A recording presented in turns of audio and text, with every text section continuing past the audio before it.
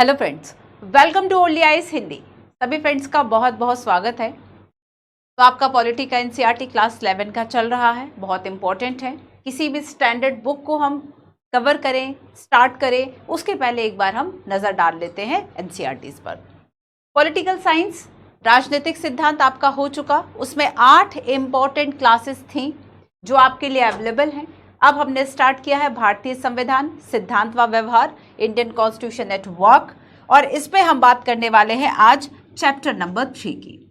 2 chapters हमारे हो चुके हैं। चैप्टर 3 जिसमें कि हम इलेक्शन एंड रिप्रेजेंटेशन की बात करेंगे, चुनाव और प्रतिनिधित्व की बात हम करेंगे। ठीक है, इंपॉर्टेंट है ये बुक आपके लिए। तो देखो, आज की क्लास में हम बात करने वाले हैं इलेक्शन एंड रिप्रेजेंटेशन की, चुनाव और प्रतिनिधित्व की। ठीक है, क्लास शुरू करने के पहले मैं कुछ पीवाईक्यूज आपको बता देती हूँ कि आखिर कहाँ से जो क्वेश्चंस है वह यूपीएससी पूछ चुका है चुनाव से संबंधित। वैसे तो बहुत सारे क्वेश्चंस है, बट कुछ क्वेश्चंस जो हम इसमें देखेंगे, चर्चा करेंगे। तो देखो, मेंस का क्वेश्चन है, यूपीएससी ने 2022 में ये जो क्वेश्चन है वह पूछा था, आदर्श आचार संहिता के विकास के आलोक में भारत के चुनाव आयोग की भूमिका पर चर्चा कीजिए। आदर्श आचार संहिता की अगर हम बात करें, मॉडल कोड ऑफ जो कंडक्ट है, देखो इस क्वेश्चन का फ्रेमवर्क मैं आपको बता देती हूं। मॉडल कोड ऑफ कंडक्ट की अगर हम बात करें, ठीक है, तो ये आखिर क्या है? आचार संहिता जब चुनाव आयोग के द्वारा लागू कर दी जाती है तो क्या क्या उसमें ऐसे नियम बनाए गए हैं, तो बस वही सारी बातें आपको लिखनी है। मॉडल कोड ऑफ कंडक्ट की अगर हम बात करें तो आपको शुरुआत में बताना है थोड़ा सा कि ये क्या है, ठीक है, क्यों है, इसकी आवश्यकता जो है वह क्या है, और अगर कोई आप ऐसा एक एग्जाम्पल या इंसिडेंट जानते हैं कि चुनाव आचार संहिता ने किस तरह से चीज़ों को ठीक करने में मदद की। इलेक्शन रिफॉर्म की अगर हम बात करें, चुनाव सुधार में एक इम्पॉर्टेंट भूमिका यह निभाता है। चुनाव आयोग की भूमिका इसमें क्या रही, लास्ट आपको इसमें यह बता दें। चुनाव आयोग की भूमिका, ठीक है, तो इसको आपको कोशिश करना है कि आप कितने शब्दों में लिखेंगे, 250 वर्ड्स में आपको लिखना है। बेसिकली इस तरह के क्वेश्चंस 250 शब्द के जो आते हैं वे 15 मार्क्स के क्वेश्चंस आते हैं। ठीक है, तो ये क्वेश्चन जब आप, ये बेसिक है जो हम चुनाव और प्रतिनिधित्व इसका पढ़ने वाले हैं। कुछ स्टैंडर्ड भी है, कुछ नीतियों की बात भी की गई है, कुछ सिद्धांत भी बताए हैं। करंट अफेयर में जो चीज़ें चर्चा में रहती हैं वो हमेशा पॉलिटी के टच से देखा करो, उसका बेसिक कॉन्सेप्ट तैयार किया करो। आज हम निर्वाचन आयोग की बात करने वाले हैं, जिसे चुनाव आयोग हम सामान्य भाषा में कह देते हैं, election commission of India English में कहते हैं। तो चुनाव आयोग की क्या क्या भूमिका है, अगर हम चुनाव सुधार की बात करें, इलेक्शन रिफॉर्म की बात करें, बहुत इंपॉर्टेंट टॉपिक है, उसकी भी हम थोड़ी सी चर्चा करेंगे और सेकेंड ARC की भी बात करेंगे। ठीक है, चलो एक क्वेश्चन और बताती हूँ जो कि यूपीएससी ने 2017 में फ्रेंड्स ये क्वेश्चन पूछा था। क्वेश्चन है, भारत का चुनाव आयोग 5 सदस्यीय निकाय है। क्वेश्चन का आंसर यहाँ नहीं बताऊंगी, जब हम निर्वाचन आयोग को पढ़ लेंगे उसके बाद आप खुद डिसाइड कीजिएगा कि क्लास में पढ़ने के बाद आपसे क्या इस क्वेश्चन का आंसर बन रहा है या फिर नहीं। केंद्रीय गृह मंत्रालय आम चुनाव और उपचुनाव दोनों के संचालन के लिए चुनाव कार्यक्रम तय करता है। और तीसरा है कि चुनाव आयोग मान्यता प्राप्त राजनीतिक दलों के विभाजन विलय से संबंधित विवादों का समाधान करता है। आपको इसमें जो करेक्ट स्टेटमेंट है वो आपको इसमें बताना है। करेक्ट स्टेटमेंट कौन सा है ये आपको बताना है, 2017 का पूछा गया क्वेश्चन है। बेसिकली ये जो चैप्टर है ये आपको बताता है इलेक्शन एंड डेमोक्रेसी, चुनाव और लोकतंत्र, कि आखिर एक लोकतंत्र में चुनाव की आवश्यकता क्यों होती है ना। ये जो चैप्टर है ये आपको बताता है कि क्यों आखिर चुनाव की आवश्यकता हमें होती है। चुनाव संपन्न करने के लिए अलग अलग व्यवस्थाएं हो सकती हैं, पूरे विश्व में एक जैसी व्यवस्थाएं नहीं अपनाई जाती हैं, और ऐसे में हम देखते हैं कि अगर अलग अलग व्यवस्थाएं हैं और इसके परिणाम पर निर्भर करता है कि हमने कैसे नियम बनाए हैं। अगर हमने नियम अच्छे बनाए हैं तो परिणाम भी अच्छे होंगे, अगर हमने नियम कुछ इस तरह से बनाए हैं तो उसके परिणाम भी चुनाव के अच्छे नहीं होंगे।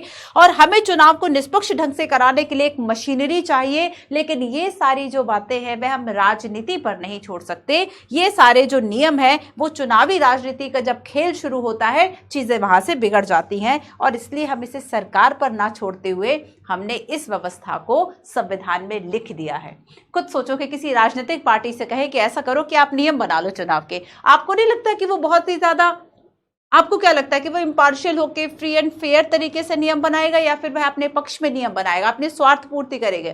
राजनीति तो बेसिकली, दूसरा पक्ष तो ये कहते हैं ना कि राजनीति इसका मतलब स्वार्थ पूर्ति, राजनीति इसका मतलब अपना घर भरना। आप अपने चारों तरफ विधायक, एमएलए, एमपी, जो भी आपके यहाँ पार्षद इवन देख लीजिएगा कि वह जब उठा था तब वो कहाँ था, और अब जब वो बन गया है, जब लोगों ने उसके इलेक्ट कर दिया है, तब वो अब उसकी, आप केवल उसकी वेल्थ जो है ना वो जिस तरीके से बढ़ेगी आप देख लेना। मैंने अपने होम टाउन में भी ये चीज देखी हुई है कि जो पॉलिटिशियंस होते हैं शुरुआत उनकी कहाँ से होती है, लेकिन जैसे ही एक चुनाव हुआ और बस मामला कहीं का कहीं पहुंच जाता है उनके। स्पेशली हम अगर वेल्थ को लेकर बात करें, इतने ज्यादा धन संपदा, मुझे लगता है कि सारी चीजें जो है वह सरकार जब उनको प्रोवाइड करती है तो वह आगे ना देकर खुद ही रखते थे। इस संबंध में राजीव गांधी ने कहा था कि अगर 100 रुपया केंद्र से चलता है तो 1 रुपया पहुंचता है 99 रुपए। हालांकि बहुत पुरानी बात है, आजकल ट्रांसपेरेंसी और सारी चीजें इस तरह से बढ़ गई हैं, अब थोड़ा सा मुश्किल हो चला है।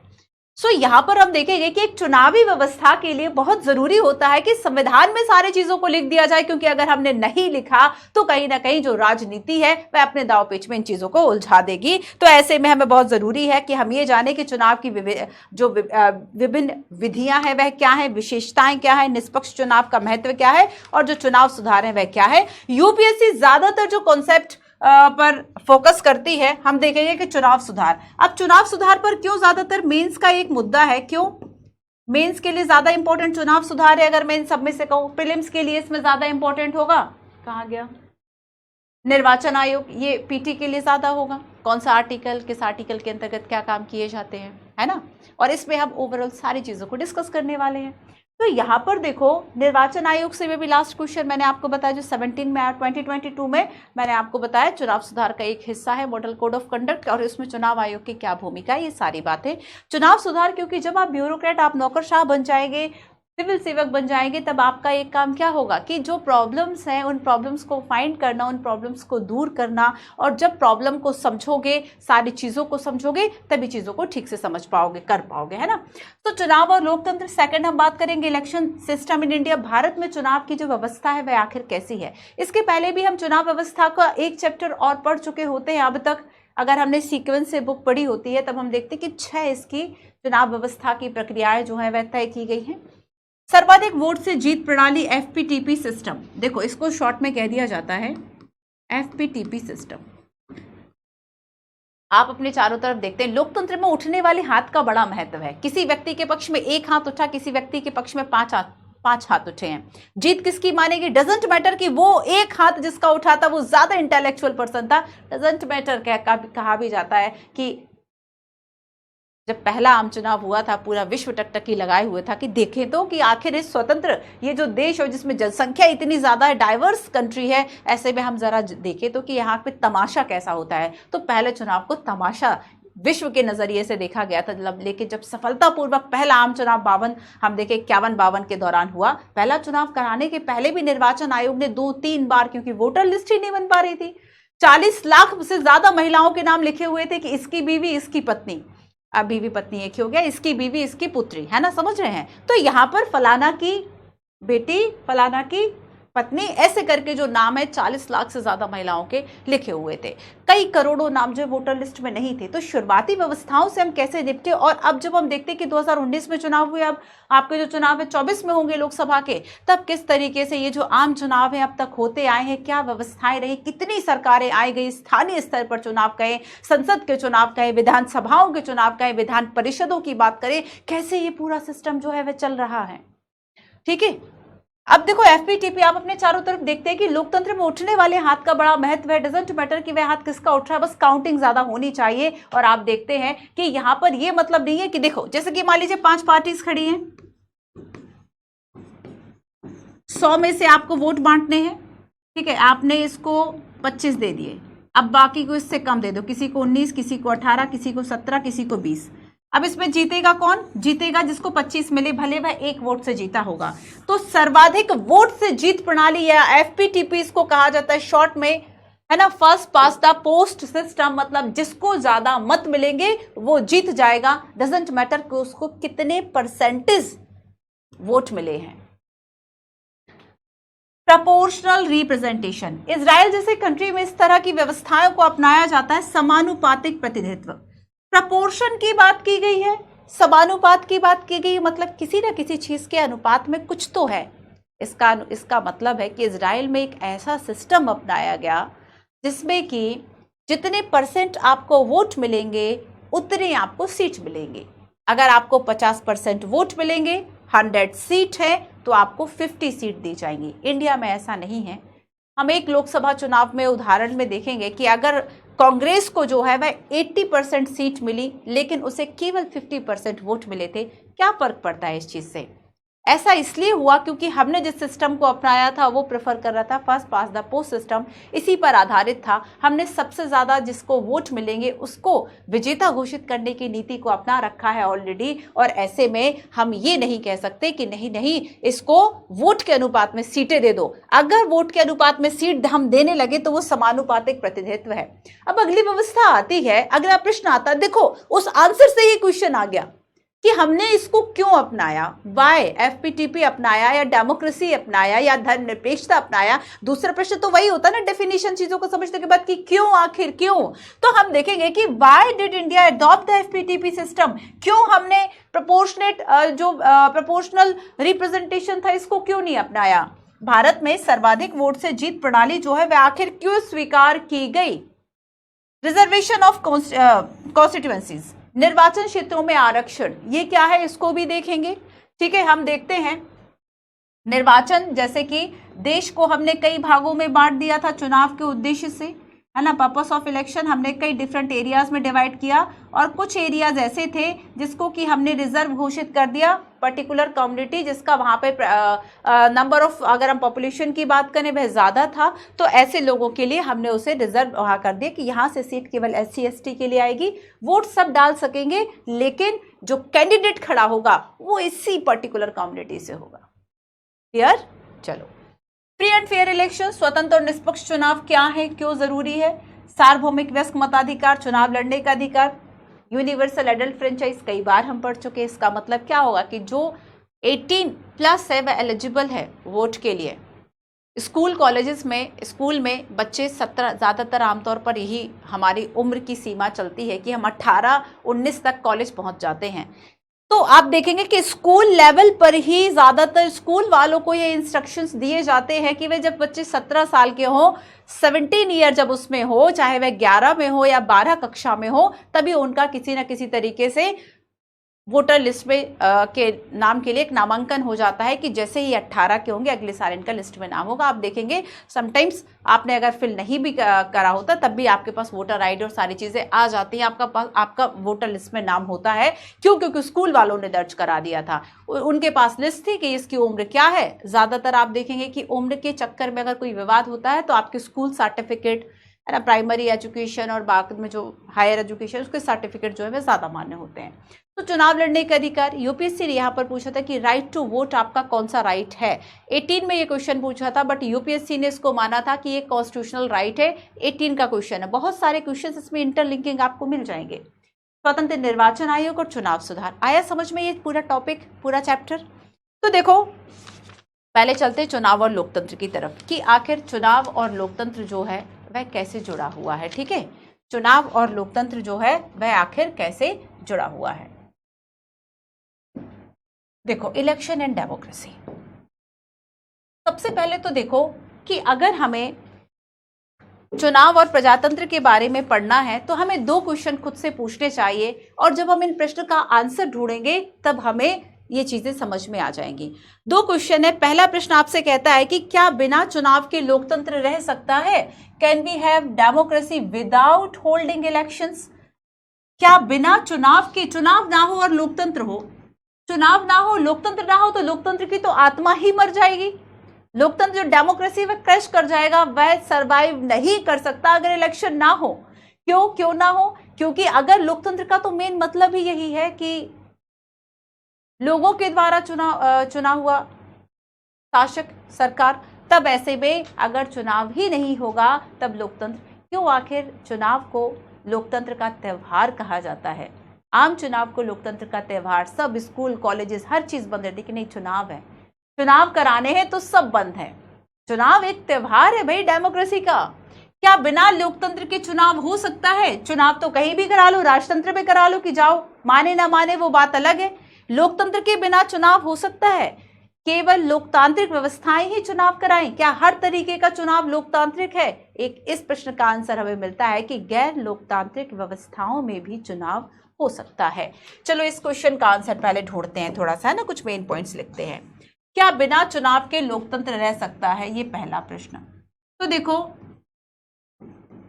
आपको पता है कि जब हम प्रत्यक्ष लोकतंत्र की बात करते हैं तो सबसे पहले जहां पे ये लोकतंत्र की शुरुआत होती है यूनान, और इसे यूनान एक उदाहरण होता है नगर राज्य प्रत्यक्ष लोकतंत्र का। ऊपर ही लिख देती हूं, नगर राज्य प्रत्यक्ष लोकतंत्र का उदाहरण क्या है? यूनान। पर ऐसा जो एक प्रत्यक्ष लोकतंत्र हो सकता है कि लोग सीधे, प्रत्यक्ष का मतलब क्या है कि सीधे आप और हम चले जाए, संविधान संशोधन की प्रक्रिया हमारे घर से शुरू हो गई। स्विट्जरलैंड में ऐसा हो जाता है कि हम इस प्रक्रिया को शुरू कर सकते हैं, प्रत्यक्ष लोकतंत्र है। लेकिन हम देखेंगे कि ऐसी जगह पर प्रत्यक्ष लोकतंत्र पॉसिबल नहीं है जहां पर ज्यादा संख्या में लोग हैं। तब इसकी एक दूसरी मेथड है जिसे कि हम अप्रत्यक्ष लोकतंत्र कहते हैं। दो ही प्रकार है, प्रत्यक्ष या अप्रत्यक्ष। अब अप्रत्यक्ष जो लोकतंत्र है, जो इनडायरेक्ट डेमोक्रेसी है, ये किस चीज पर बेस्ड है? इनडायरेक्ट डेमोक्रेसी की अगर हम बात करते हैं तब इसमें क्या होगा कि इसमें जो व्यक्ति है वह सीधे तौर पर नहीं है। व्यक्ति क्या कर रहा है? सीधे तौर पर नीतियां नहीं बना रहा। तब कैसे बना रहा है? तब कैसे बनाएगा? ये सीधे तौर पर नीतियां नहीं बनाएगा। कैसे बनाएगा? इसने क्या किया? एक प्रतिनिधि को चुन लिया, प्रतिनिधि, रिप्रेजेंटेटिव,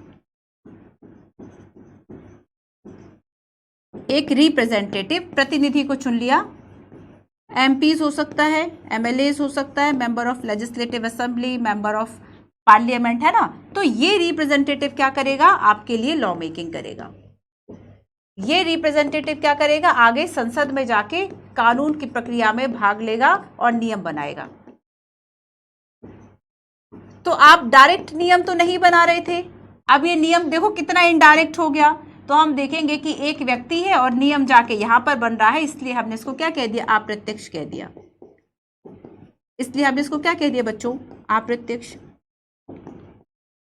तो हमने डेमोक्रेसी का इनडायरेक्ट फॉर्म अपनाया जिसमें कि हमने रिप्रेजेंटेटिव जो डेमोक्रेसी है इसको अपनाया हुआ है। क्लियर? तो देखो, जनता के प्रतिनिधियों के द्वारा चलने वाला शासन, जनता के, ये जनता है, जनता के प्रतिनिधियों के द्वारा, व्यक्ति वर्ड से ज्यादा सही यहां पर हम जनता शब्द लिखते हैं। तो अप्रत्यक्ष लोकतंत्र मतलब जनता के प्रतिनिधियों के द्वारा चलने वाला शासन। इंपॉर्टेंट लाइन है, लिख दो, जनता के प्रतिनिधियों के द्वारा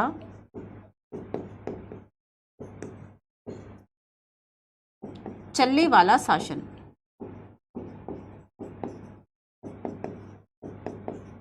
ठीक है, चलने वाला शासन, इसको हम अप्रत्यक्ष लोकतंत्र कहेंगे। तो हम देखेंगे कि नागरिक अपने प्रतिनिधि को चुनेंगे, इसके लिए हमें चुनाव चाहिए। तो चुनाव व्यवस्था क्या है?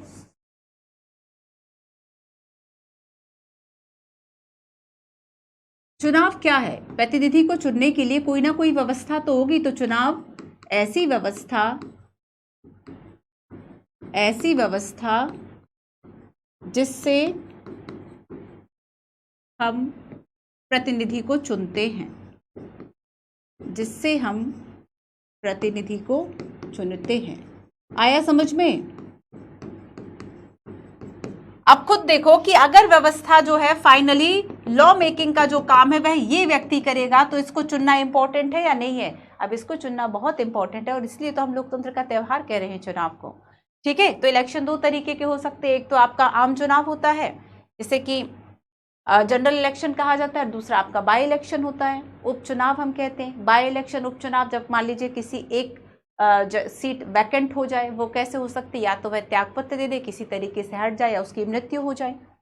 तो यहां पर हमने देखा कि एक लोकतंत्र बिना चुनाव के कायम नहीं रह सकता, क्योंकि लोकतंत्र में प्रत्यक्ष और अप्रत्यक्ष तरीके की अगर हम बात करें, स्पेशली इनडायरेक्ट डेमोक्रेसी की बात करें, जो स्पेशली हमने अपनाया, इंडिया के संदर्भ में ज्यादा देखेंगे हम, और इस पे हम देखेंगे कि बहुत जरूरी है कि नागरिक अगर अपने प्रतिनिधियों के माध्यम से, सीधे तौर पर हम शासन नहीं चलाएंगे, प्रतिनिधियों के माध्यम से, और प्रतिनिधियों को चुने जाने की जो व्यवस्था, जो प्रक्रिया है, उसको इलेक्शन कहा जाएगा। तो बिना चुनाव के लोकतंत्र सर्वाइव नहीं कर सकता। एक प्रश्न का उत्तर हमें मिल गया। अब हम चलते हैं दूसरे प्रश्न के उत्तर की तरफ, और इसमें आपसे पूछा, क्या बिना लोकतंत्र के चुनाव हो सकता है? इस क्वेश्चन के लिए एक और क्वेश्चन है, क्या सभी चुनाव लोकतांत्रिक होते हैं? जितने भी चुनाव है, क्या सब डेमोक्रेटिक नेचर है? क्या सभी चुनाव लोकतांत्रिक हैं? इसका आंसर क्या होगा बच्चों? नहीं, नो, नहीं, है ना। तब हम ये कह सकते हैं कि गैर लोकतांत्रिक जो देश हैं, गैर लोकतांत्रिक देशों में भी चुनाव होता है। चाइना में भी होगा, गैर लोकतांत्रिक देशों में भी चुनाव हो सकता है। ठीक है, गैर लोकतांत्रिक देशों में भी जो चुनाव है वह हो सकता है, क्योंकि सभी चुनाव जो है वह लोकतांत्रिक नहीं होते, कुछ गैर लोकतांत्रिक देश भी है। ये बात आपको समझ में आ गई। 2 क्वेश्चन, इसका आंसर हमने देख लिया। अब आगे हम देखेंगे कि देखो, सभी चुनाव लोकतांत्रिक नहीं होते, और हमने देखा कि बहुत सारे गैर लोकतांत्रिक ऐसे देश हैं जो कि खुद को लोकतांत्रिक कहने के लिए बड़े ही आतुर रहते हैं कि हम भी डेमोक्रेसी, बट वास्तव में वो डेमोक्रेसी होते नहीं है। और ऐसे में हम देखेंगे कि क्या ऐसे मुख्य प्रावधान है जो कि गैर लोकतांत्रिक चुनाव से लोकतांत्रिक चुनाव को अलग करती है। चाइना में अगर इलेक्शन हो रहे हैं और इंडिया में इलेक्शन हो रहे हैं, आखिर इसके प्रोविजंस कैसे डिफरेंट हैं एक दूसरे से, है ना। तो हम देखेंगे कि कुछ मूलभूत जो नियम है वह संविधान इसके लिए बना देता है।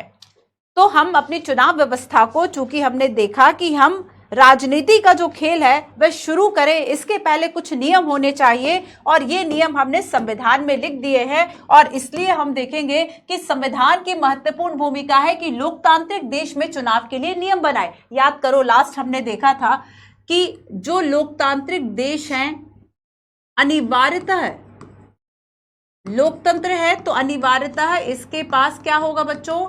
संविधान होगा।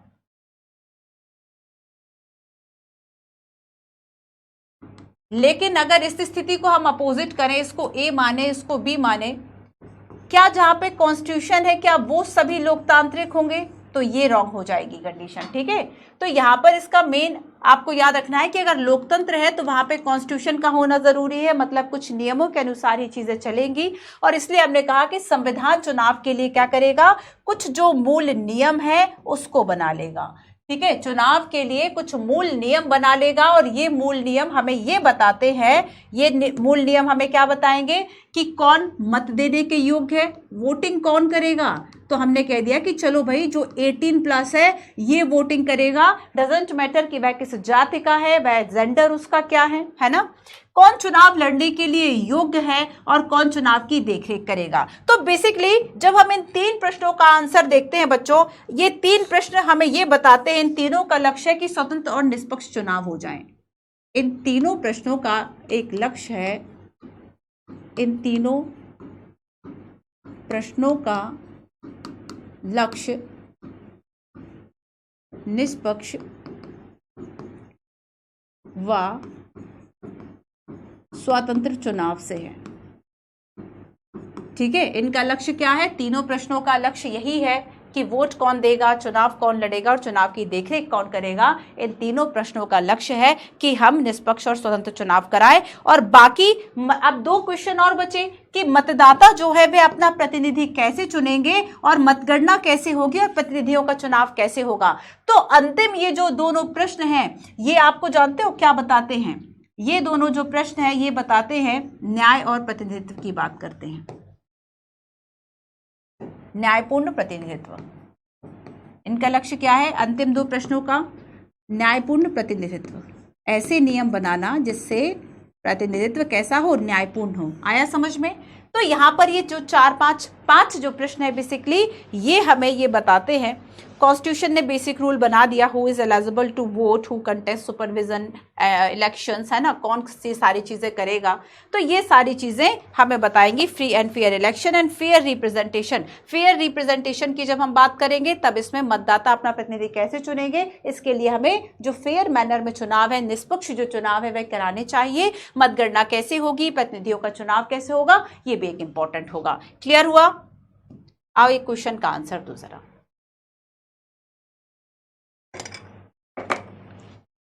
आंसर दो क्वेश्चन का।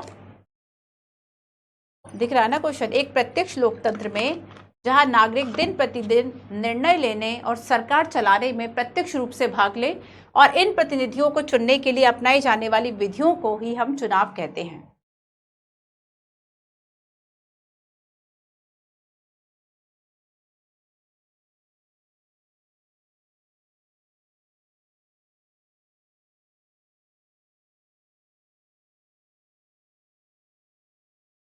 क्या होगा इसका आंसर? आपको बताना है कि इसमें सही जो है वह कौन सा है। ठीक है, चलिए इसको क्वेश्चन नंबर 1 बोल देती हूँ। आगे आपको नंबरिंग नहीं मिलेगी इसलिए मैं आपको अभी यहाँ से बता देती हूँ।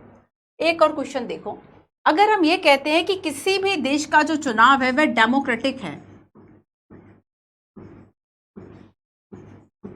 डेमोक्रेटिक इलेक्शन, तो डेमोक्रेटिक इलेक्शन की विशेषताएं क्या क्या होंगी? सभी को वोट देने का अधिकार हो और हर वोट का समान मूल्य हो। हम देखेंगे कि सबसे पहले तो यही जरूरी है कि जो वोट दे रहा है ना, वो अधिकार आपने किसको दिया। जैसे कि हम अगर शुरुआती दौर में देखें तो जो आज हम विकसित देश कहते हैं उन सभी ने भी सीधे तौर पर जो चुनाव वोट का अधिकार है वह एक साथ सभी को नहीं दिया। सबसे पहले हम अगर कुछ यूरोपियन कंट्रीज की बात करें तो उन लोगों को दिया गया जो ठीक ठाक कमा रहे थे या टैक्स पेयर थे। सभी पुरुषों के पास भी यही नहीं है, अधिकार नहीं था। महिलाओं को तो हम देखेंगे कुछ देशों ने अभी दिया। 2015 के आसपास सऊदी अरब जो है उसने राइट टू वोट जो है वह वुमेन्स के लिए दिया हुआ है। याद करो हमने जब वुमेन सफ्रेज की बात की थी, है ना, वुमेन सफ्रेज जो मूवमेंट था वह किससे संबंधित था? सफ्रेज मूवमेंट कि महिलाओं प्रथम विश्व युद्ध के बाद जब जो पुरुष है वह लड़ाई करने के लिए बाहर चले गए, लेकिन वहां की व्यवस्था चलाने के लिए जब वोट की जरूरत पड़ी तब महिलाएं जो हैं वह पुरुषों का प्रतिनिधित्व के तौर पर, प्रतिनिधि के तौर पर क्या करती है? वोट देने के लिए जाती है। तो देखा अच्छा ये भी वोट कर सकती है, तब जाके वहां से जो एक मूवमेंट है वह शुरू हो गया। तो यहां पर देखो, और जैसे कि मान लीजिए हम एस्टोनिया की बात करें या हम फिजी की बात करें तो समटाइम्स क्या होता है, कुछ कुछ कंट्रीज में किसी के वोट की वैल्यू ज्यादा है, किसी के वोट की वैल्यू कम है। अब कोई अमीर व्यक्ति है तो वो एक वोट देगा तो उसका 100 काउंट थोड़ी होगा। कोई गरीब व्यक्ति है तो वो क्योंकि डेमोक्रेसी का जो आइडिया है, अच्छा ये बताओ डेमोक्रेसी जो बेस्ड है इसका बेस्ड आइडिया क्या है? मतलब कि इसका अगर हम मूल सिद्धांत कहें, लोकतंत्र का मूल सिद्धांत क्या है? मूल सिद्धांत है पॉलिटिकल इक्वलिटी, राजनीतिक समानता। और राजनीतिक समानता का क्या मतलब है बच्चों? राजनीतिक समानता का मतलब है सभी का जो वोट है वह कैसा हो? बराबर हो, है ना। तो अगर पॉलिटिकल इक्वलिटी इसका एक बेस आइडिया है, अगर आपसे ये पूछा जाए कि डेमोक्रेसी जो है वह सोशल इक्वलिटी पर आधारित है, गलत हो जाएगा। राजनीतिक सिद्धांत की समानता जो है, जैसे कि जब देश आजाद हुआ था तब डॉक्टर अंबेडकर के द्वारा ये कहा गया था कि अब हम एक ऐसे दो राहे पर चलेंगे जहां पर हमें राजनीतिक समानता तो मिल गई लेकिन आर्थिक और सामाजिक समानता नहीं मिली। वो असमानता की तरफ जो है वह यहां पर बताना चाह रहे थे। तो सभी को वोट देने का अधिकार डेफिनेटली लोकतांत्रिक चुनाव की विशेषता है। उम्मीदवार को चुनाव लड़ने के लिए स्वतंत्र होना चाहिए। देखो, चाहे आपको वोट देना हो इसके लिए भी आप पर दबाव ना हो, और चुनाव लड़ना हो इसके लिए भी आप पर कोई दबाव ना हो। ऐसा नहीं डरा धमकाकर आपसे नामांकन जो है वापस ले लिया जा रहा है या आप पर अयोग्यता आरोपित कर दी कि आप गरीब हैं इसलिए चुनाव नहीं लड़ सकते, जीत जाओ तो लड़ लो, क्या बुराई है इसमें, है ना। तो यहाँ पर चुनाव लड़ने के लिए स्वतंत्र होना चाहिए, ये बात बिल्कुल सही है। चुनाव नियमित रूप से हो। मान लीजिए हम किसी देश की बात करें, आज चुनाव हो गया, अब अगले 50 साल तक नहीं होगा। 50 साल तक जो चुनाव है वह नहीं होगा। ऐसी व्यवस्था को आप लोकतंत्र कहोगे? नहीं। तो यहाँ पर डेमोक्रेसी के लिए बहुत जरूरी है कि रेगुलरली, है ना, नियमित अंतराल जो है उस पर चुनाव होता रहे, नियमित अंतराल पर चुनाव होता रहे। जैसे कि हमारे यहाँ ये जो व्यवस्था है वह 5 ईयर के लिए है, स्पेशली जब जनरल इलेक्शंस की बात करेंगे, सरकार बनेगी 5 साल का कामकाज संभालेगी। ठीक है, तो अगर नियमित चुनाव नहीं हो रहे हैं तब हम उसको डेमोक्रेटिक नहीं कहेंगे। डेमोक्रेटिक के लिए नियमित चुनाव होना बहुत जरूरी है। पार्टी द्वारा पसंद किए गए उम्मीदवार को निर्वाचित करना। लोकतंत्र का मतलब क्या है? To the people, for the people, by the people. लोकतंत्र में उस व्यक्ति को चुना जाना चाहिए जिसे पसंद लोगों ने किया है, जिसे वोट लोगों ने किया है। पार्टी का यहाँ पे क्या मतलब है भाई? पार्टी नहीं, यहाँ पर जनता के द्वारा, जनता जो पसंद करेगी वास्तव में उसी को चुना जाना चाहिए। वही लोकतंत्र का निष्पक्ष तरीका है। आंसर इज क्लियर हुआ? चलिए अब आते हैं भारत में चुनाव व्यवस्था पर। ठीक है, भारत में कुछ इंपॉर्टेंट लाइंस हैं, उसको एक बार देखने में बुराई नहीं है। चुनाव की अगर हम व्यवस्था की बात करें कि समय समय पर चुनाव प्रचार की विधियां, तरीके हमने पढ़े, चुनाव के तरीके क्या हैं, चुनाव संचालन के लिए व्यवस्था क्या है, अधिकार और नियम क्या है। ये नियम हमें ये बताएंगे कि क्या करें क्या ना करें। क्या चुनाव व्यवस्था का यही अर्थ है? और अगर यही अर्थ है तो इसे संविधान में लिखने की जो जरूरत है वह आखिर क्यों पड़ी? हम क्यों ना इस चीज को राजनीति पर छोड़ देते, लेकिन हमें आवश्यकता थी कि अगर हमने लोकतंत्रात्मक व्यवस्था को अपनाया, लोकतंत्र में लोगों का महत्व है और अगर लोगों के राइट्स सुरक्षित रहे, है ना, सारी विधि व्यवस्था, सारी प्रक्रिया, राजनीतिक व्यवस्था सब ठीक से वर्क करे, इसके लिए जरूरी था कि पहले ही कुछ नियम बना ले। और नियम जो बनाए, जो बेसिक रूल्स हमने बनाए, वो संविधान था। संविधान में इस व्यवस्था को लिखना ही था हमें कि चुनाव जो है वह आखिरकार कैसे हो। ठीक है, तो हम यहाँ पर ये देखते हैं कि लिखने की जरूरत जो है हमें पड़ी संविधान में कि मतगणना कैसे होगी, प्रतिनिधियों को कैसे चुना जाएगा। तो ये स्वयं स्पष्ट क्यों नहीं हो जाता? हमें लिखना पड़ गया है ना। और लोग जाते हैं, वोट देते हैं, जिस प्रत्याशी को अधिक वोट मिलेंगे उसे चुना जाएगा। लेकिन क्या पूरे विश्व में ऐसी ही व्यवस्था है या अलग अलग है? तो विश्व स्तर पर हम देखेंगे कि अलग अलग इस तरह से व्यवस्था को अपनाया गया। जैसे कि अगर हम एक डिफरेंस एक होमवर्क में आपको देती हूँ, ठीक है, क्योंकि चुनाव व्यवस्था की बात चल रही है, हम अपने बाकी संवैधानिक और बड़े पदाधिकारियों की अगर हम बात करें तो आपको मैं एक टॉपिक देती हूं। आज इसको आप तैयार करेंगे, चाहे 10 पेज का आर्टिकल मिल जाए आपको। राष्ट्रपति का चुनाव,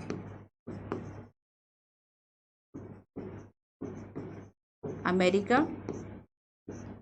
और भारत में। ठीक है, तो ये जो व्यवस्था है ये इंडिया में क्या अपनाई गई और भारत में क्या अपनाई गई, इसकी तुलना आपको करना है। ये आपको मेंस के लिए है, मेंस के लिए। और प्रीलिम्स में भी सीधे तौर पर पूछ लिया जाता है कि भारत और अमेरिका के राष्ट्रपति चुनाव की जो व्यवस्था में अंतर है आखिर वह क्या है। ठीक है, सो देखो, इसलिए हमें सोचना चाहिए कि इस प्रश्न का उत्तर उतना सरल नहीं है जितना हमें लग रहा है। ठीक है, क्योंकि एक तरीका जो हमने अपनाया है वह एकमात्र तरीका नहीं है, इसके अलावा और भी जो तरीके हैं वह हो सकते हैं। आई इतनी बात समझ में आप सभी को कि क्यों आखिर एक चुनाव में लोकतंत्र की जरूरत है। और अब हम भारत में चुनाव व्यवस्था की जब बात करेंगे तब देखेंगे हम कि हमने एक सिस्टम को अपनाया। ठीक है, अब आओ पहले आपको दिखाती हूं कि भारत की जो चुनाव व्यवस्था है, ये बताओ हमने ये what is our system of election, ये हम पहले पढ़ चुके हैं एक बार कि हमने किस व्यवस्था को अपनाया, हमारी प्रक्रिया बेसिकली क्या है। ठीक है,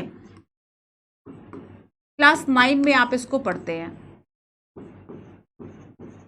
आई थिंक ये 3rd या 4th चैप्टर है क्लास 9 का, देख लीजिएगा। तो इस सिस्टम में हमने देखा कि सबसे पहला जो हमारा काम होगा कि हम क्या करें, जो निर्वाचन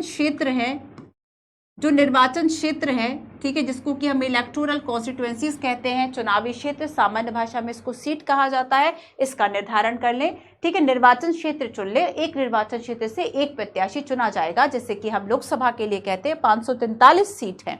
वो 543 सीट नहीं बच्चों, 543 निर्वाचन क्षेत्र है। आम भाषा में जैसे कि हम कार्यपालिका को सरकार कह देते हैं, वैसे ही हम आम भाषा में इलेक्टोरल कॉन्स्टिट्यूएंसीज को सीट कह देते हैं। फिर आरक्षित यहां पे भी पढ़ना है हमें, आरक्षित निर्वाचन क्षेत्र। आरक्षित निर्वाचन क्षेत्र मतलब जब ये देखा गया कि किसी एक पर्टिकुलर जो क्षेत्र है, यहाँ पर किसी कम्युनिटी का जो परसेंटेज है वह ज्यादा है और यहाँ पर इसी का प्रतिनिधि होना चाहिए, इसके लिए हमने कुछ क्षेत्रों को आरक्षित कर दिया। उसके बाद हमने अब ये देखा कि अरे भाई वोट कौन देगा, तो वोट देने के लिए एक वोटर लिस्ट बनाई जाएगी, जिसे हम देखेंगे कि हर 5 साल पर पूरी तरीके से बदला जाता है। समटाइम्स कुछ अपडेशन बीच में भी किए जाते हैं ताकि ये पता चले कि वोटर्स कितने हैं। नॉमिनेशन ऑफ कैंडिडेट, इसके बाद अरे वोट तो देंगे पर वोट हम किसे देंगे, तो वोट किसे देंगे, इसके लिए जो उम्मीदवार है अब वो नामांकन करेंगे, जो उम्मीदवार है अब वो नामांकन फॉर्म भरेंगे। नामांकन में अपनी मतलब सारी जो डिटेल्स है वह भरनी पड़ती है। समटाइम्स सुप्रीम कोर्ट के द्वारा ये कहा जाता है कि आपका जो क्रिमिनल रिकॉर्ड है वो भी जमा करें। चुनाव सुधार की एक व्यवस्था का हिस्सा हो जाता है ये। फिर उसके बाद क्या होगा बच्चों, उसके बाद होगा इलेक्शन कैंपेन, है ना।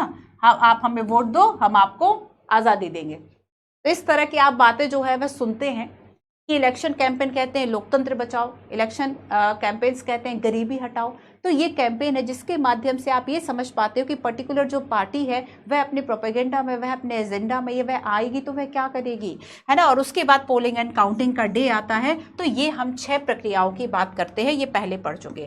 ठीक है, अब हम आगे बात करेंगे भारत में चुनाव व्यवस्था की। देखो पूरी प्रक्रिया हो गई कि ये प्रक्रिया अपनाई जाती है। अब आप चीजों को कनेक्ट कर पाओगे। भारत में चुनाव व्यवस्था, ठीक है, भारत में चुनाव व्यवस्था। अब देखो चुनाव के तरीके क्या हों।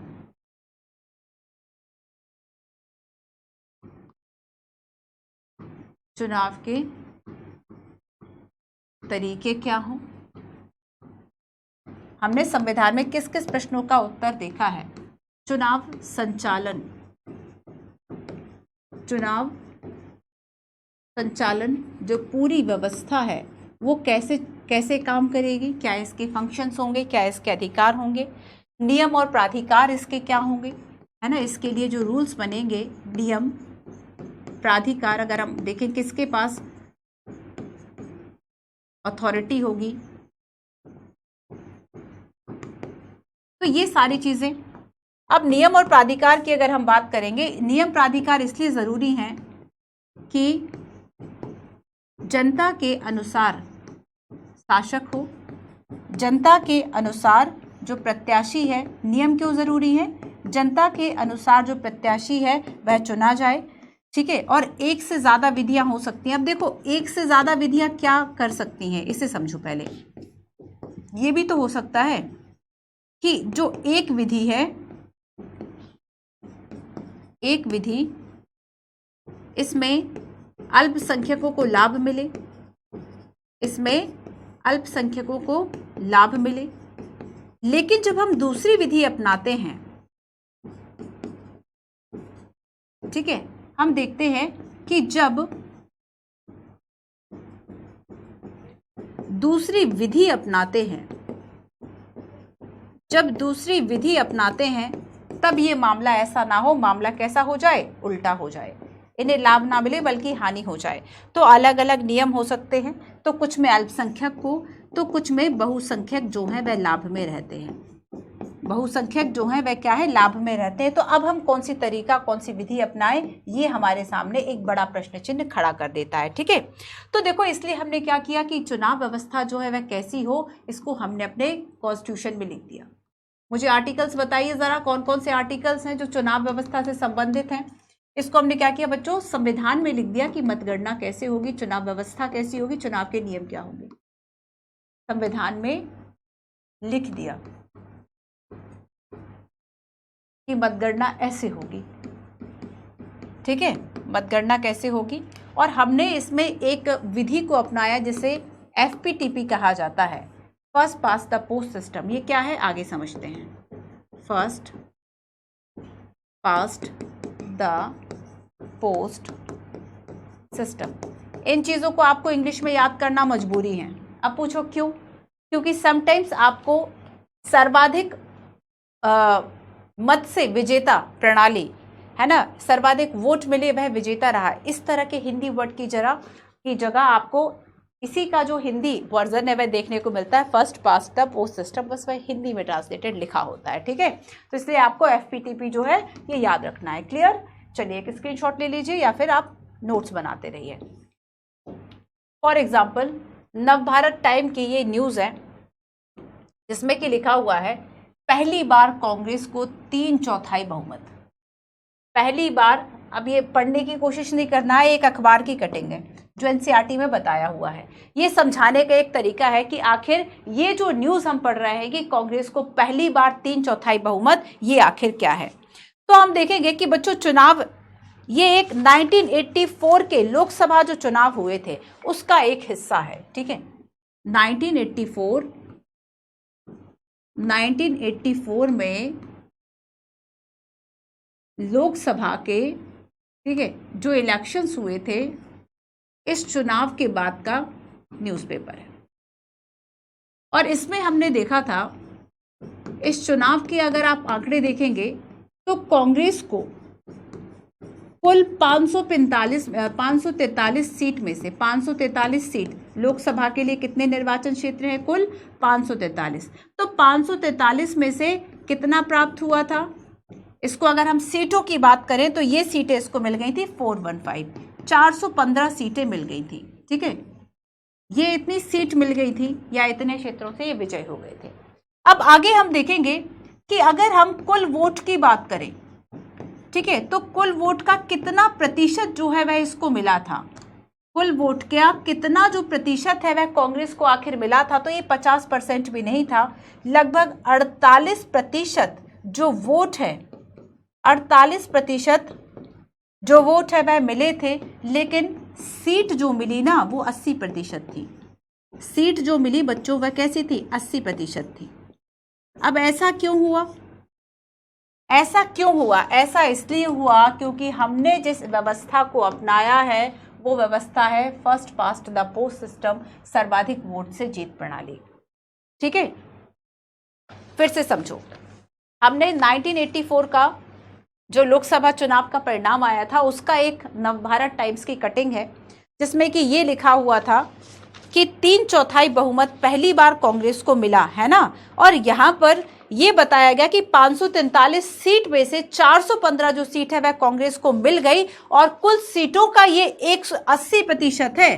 कुल सीटों का कितना है? ये 80% है। लेकिन इसको जो वोट मिले थे वोट केवल 48% थे। अब अगर 48% जो वोटिंग है, ये भी कुल जनसंख्या का नहीं है, क्या पता कितने हो सकता है 50% ही केवल वोटिंग हुई हो, आपके पास 50 में से भी केवल 50% लोगों का जो है वह आया। इस हिसाब से तो आपको पूरे भारत के संदर्भ में केवल 25% लोगों ने ही आप पर विश्वास करके वोट दिया और ऐसे में आपके पास सीटें 80% है ना। लेकिन उसके बाद भी हम देखेंगे कि यहां पर लोकसभा चुनाव में किसी दल को ऐसी सफलता पहली बार मिली थी। लेकिन यहां पर इस चुनाव से हमें यह पता चलता है कि लगभग 5 भारतीयों में से एक ने जो है वह कांग्रेस को वोट दिया था, ठीक है। तो हम यहाँ पर देखेंगे कि ऐसा आखिर क्यों हुआ। लेकिन इस वक्त हम देखेंगे कि बीजेपी को भी 7.4% के आसपास जो वोटिंग परसेंटेज है, लगभग 7.5% जो लोग हैं बीजेपी को वोटिंग किया था, लेकिन उसे 7.5% जो सीट है वह नहीं मिली थी। मतलब एक जगह वोटिंग परसेंटेज ज्यादा है पर सीट कम है, दूसरी जगह वोटिंग परसेंटेज सीट के अनुपात में बहुत कम है। तब ऐसे में हम देखते हैं कि हमने क्या किया। इस चुनाव की विशेषता हमें यह बताती है कि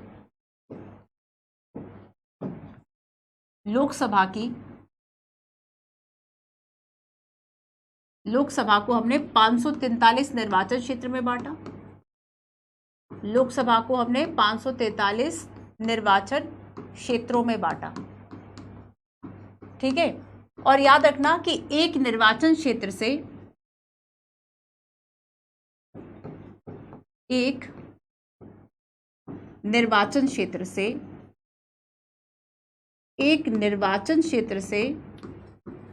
एक प्रत्याशी, एक उम्मीदवार का चयन किया जाना है, एक प्रत्याशी को चुना जाएगा, ठीक है।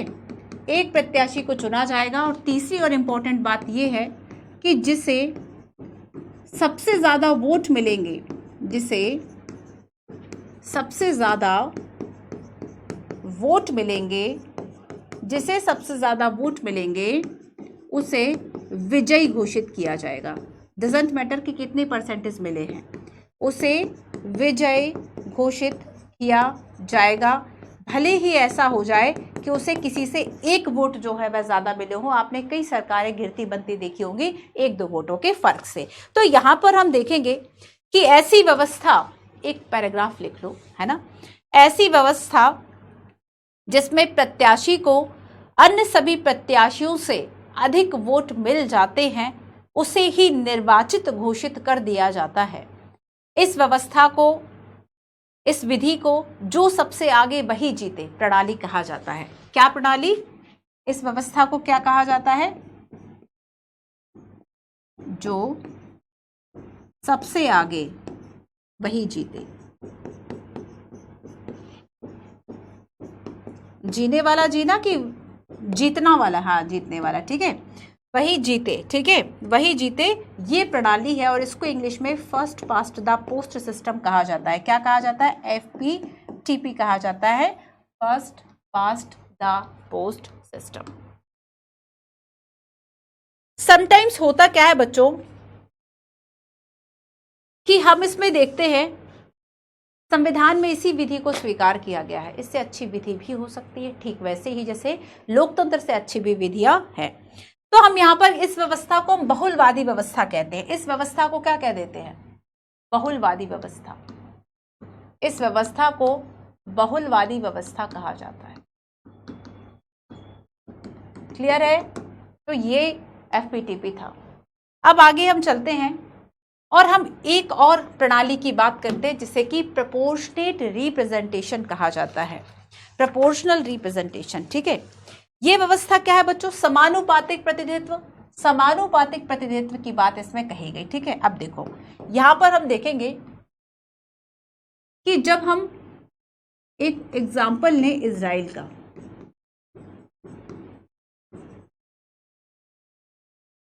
इजराइल में क्या किया जा रहा है? इस व्यवस्था को नहीं अपनाया गया जो कि FPTP थी, इससे इतर एक दूसरी व्यवस्था है। और यहां पर यह कहा जा रहा है कि मतगणना के बाद इजराइल में वोटिंग, जब वोट्स काउंट कर लिए जाते हैं, मतगणना के बाद पार्टी को या दल को वोट के अनुपात में सीट दी जाती है। वोट के अनुपात में सीटें दी जाती हैं। वोट के अनुपात में सीटें दी जाती हैं। जैसे कि अगर वोट के अनुपात में सीटों का दिया जाना, ठीक है, अगर 50% वोटिंग परसेंटेज है तो टोटल सीट का 50% ही मिलेगा। टोटल सीट का 50% जो है ये आपको मिलेगा। इंडिया में ऐसा नहीं था क्योंकि हमने देखा कि लोकसभा 1984 के जो इलेक्शंस हुए थे उसमें 50% वोटिंग और 80% जो सीट है वह दी गई थी, पर हमने उस रिजल्ट्स को अपनाया क्योंकि हमारे संविधान में इसी व्यवस्था को लिखा गया है। लेकिन जब हम इजराइल की बात करेंगे तो इजराइल में क्या किया जाता है कि जब काउंटिंग हो गई उसके बाद सारे जो वोटिंग है वह देख लिया। अब देख ले कि अच्छा इस पार्टी को, ए पार्टी को 50% सीट मिली, बी पार्टी को 30% सीट मिली, सी पार्टी को 20% सीट मिली। अगर 100 सीट है तो उसे 50, 30 एंड 20 के प्रोपोर्शन में डिवाइड कर दिया जाएगा। ये इजराइल की बात हो गई, है ना। तो यहां पर हम देखेंगे कि समानुपातिक प्रतिनिधित्व प्रणाली, मतलब इस प्रणाली में किसी पार्टी को उतनी ही प्रतिशत सीटें मिलेंगी जितने प्रतिशत उसे वोट मिलेंगे। इस लाइन को लिख लेते हैं, है ना। इस प्रणाली में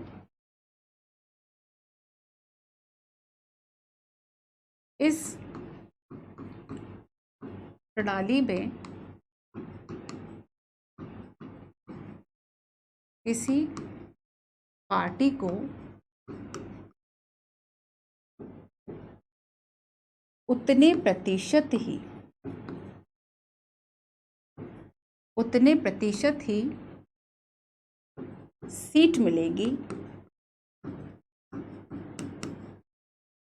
जितने प्रतिशत वोट मिलेंगे।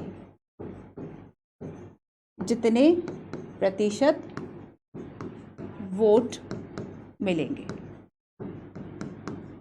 ठीक है। मतलब वोट परसेंटेज और जो सीट परसेंटेज है ये कैसा होगा? इक्वल होगा, बराबर होगा। और इसी प्रणाली को हमने समानुपातिक प्रणाली कहा। आया समझ में? है ना। तो यहां पर देखो, अब समानुपातिक प्रतिनिधित्व की जो प्रणाली है इसको भी दो भागों में बांटा जाता है। फॉर एग्जाम्पल, कुछ देशों के द्वारा ऐसा किया जाता है कि पूरे देश को एक निर्वाचन क्षेत्र माना जाता है, पूरे देश को एक ही निर्वाचन क्षेत्र माना, वोटिंग हुई, परसेंटेज के अकॉर्डिंगली डिवाइड कर दिया। दूसरा तरीका डिफरेंट हो सकता है इससे कि हमने देश को अलग अलग निर्वाचन क्षेत्र में बांटा, लेकिन हमने जो पद्धति अपनाई थी वह प्रोपोर्शनल रिप्रेजेंटेशन की थी, समानुपातिक प्रतिनिधित्व की थी। ऐसी व्यवस्था की अगर हम बात करें तो अर्जेंटीना और पुर्तगाल में इस व्यवस्था को अपनाया जाता है। लेकिन इन दोनों ही व्यवस्थाओं में से इंडिया में कौन सी व्यवस्था अपनाई जाती है? सबसे पहले तो ये बात सुनो कि समानुपातिक प्रतिनिधित्व की व्यवस्था भारत में 4 चुनाव में अपनाई जाती है। 4 चुनाव में समानुपातिक की जो व्यवस्था है वह अपनाई जाती है। हमारा संविधान देखो, हमने क्या किया है, जहां पर अप्रत्यक्ष चुनाव व्यवस्था को अपनाया है, अप्रत्यक्ष चुनाव तक सीमित है। प्रत्यक्ष चुनाव के लिए हम ये नहीं अपनाते, अप्रत्यक्ष चुनाव तक इस व्यवस्था को सीमित किया। कहां पर? हम ये भारत की बात कर रहे हैं कि भारत में इस व्यवस्था को कहां अपनाया है, ठीक है। और इसमें हम देखेंगे कि केवल राष्ट्रपति, ये इंपॉर्टेंट है, ध्यान रखना, केवल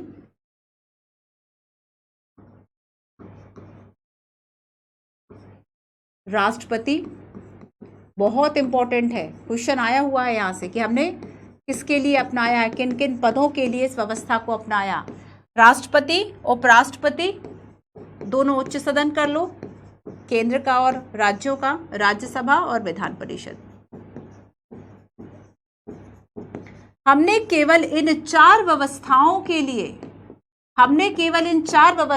लिए क्या किया है? समानुपातिक प्रतिनिधित्व जो व्यवस्था है इसको अपनाया। लेकिन ये व्यवस्था अर्जेंटीना, पुर्तगाल और इजराइल से भिन्न तरीका था। हमने जिस व्यवस्था को अपनाया वह तीसरा और एक और ही अलग प्रकार था। अब हम बात करते हैं एफपीटीपी और जो प्रोपोर्शनल रिप्रेजेंटेशन है इसके बीच में एक तुलना करते हैं। क्लियर है? ये बहुत इंपॉर्टेंट है फ्रेंड्स, मैं यहाँ पे स्टार लगा देती हूँ बिकॉज ऑफ यहाँ से क्वेश्चंस पूछा भी गया है। क्लियर है? क्लियर है ये? चलिए आइए अब इसकी थोड़ी सी जो तुलना है, कंपैरिजन है, हो जाए। अगर आपको दिख नहीं रहा है तो परेशान नहीं होना है, मैं आपको बता देती हूँ इसमें लिखा क्या है, ठीक है। देखो, अगर हम देखें तो यहाँ पे ये सिस्टम है आपका एफपीटीपी, सर्वाधिक वोट से जीत प्रणाली, और दूसरा आपका ये दिख रहा होगा, आई थिंक ब्लैक पे, क्योंकि समानुपातिक प्रतिनिधित्व है ना। अब एफपीटीपी में क्या किया जाता है कि सर्वाधिक वोट पाने वाली जो वाले को जीत मिलती है। इसमें पहला है कि पहले पूरे देश को छोटी छोटी भौगोलिक इकाइयों में बांटा जाता है। देश को क्या किया जाता है?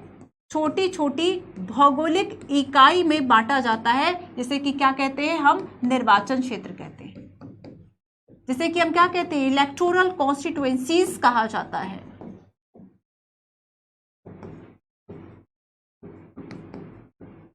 इलेक्टोरल कॉन्स्टिट्यूएंसीज निर्वाचन क्षेत्र कहा जाता है। फॉर एग्जांपल, लोकसभा के लिए ऐसे क्षेत्र 543 है। दूसरा हम देखेंगे कि समानुपातिक प्रतिनिधित्व की जब हम बात करेंगे तो इस व्यवस्था में भौगोलिक क्षेत्र को एक ही क्षेत्र मान लिया जाता है।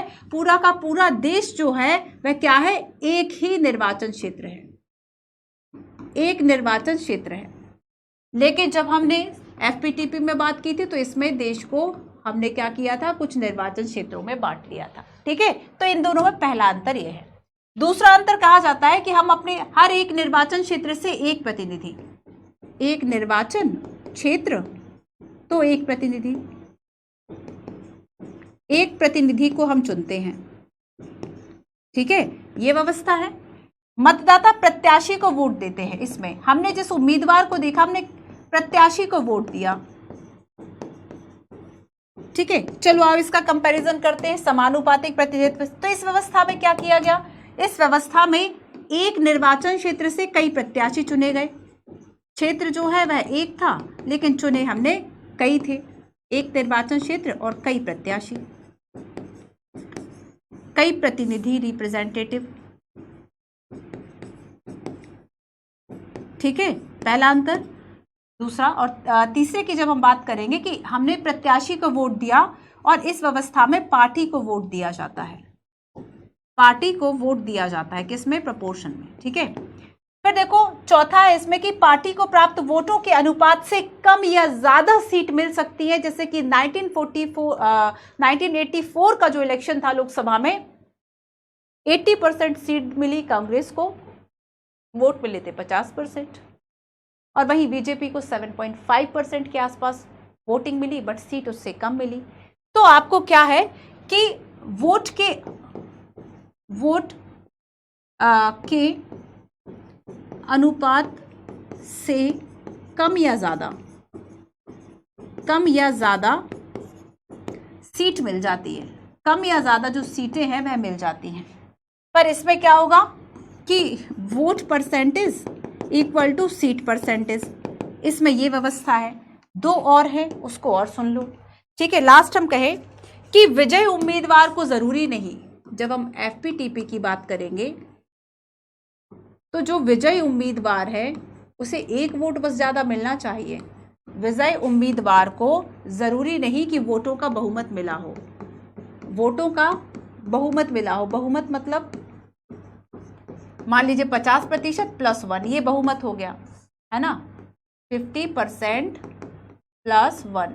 तो जरूरी नहीं है ये कंडीशन कि वोटों का बहुमत मिला हो, ऐसा जरूरी नहीं है।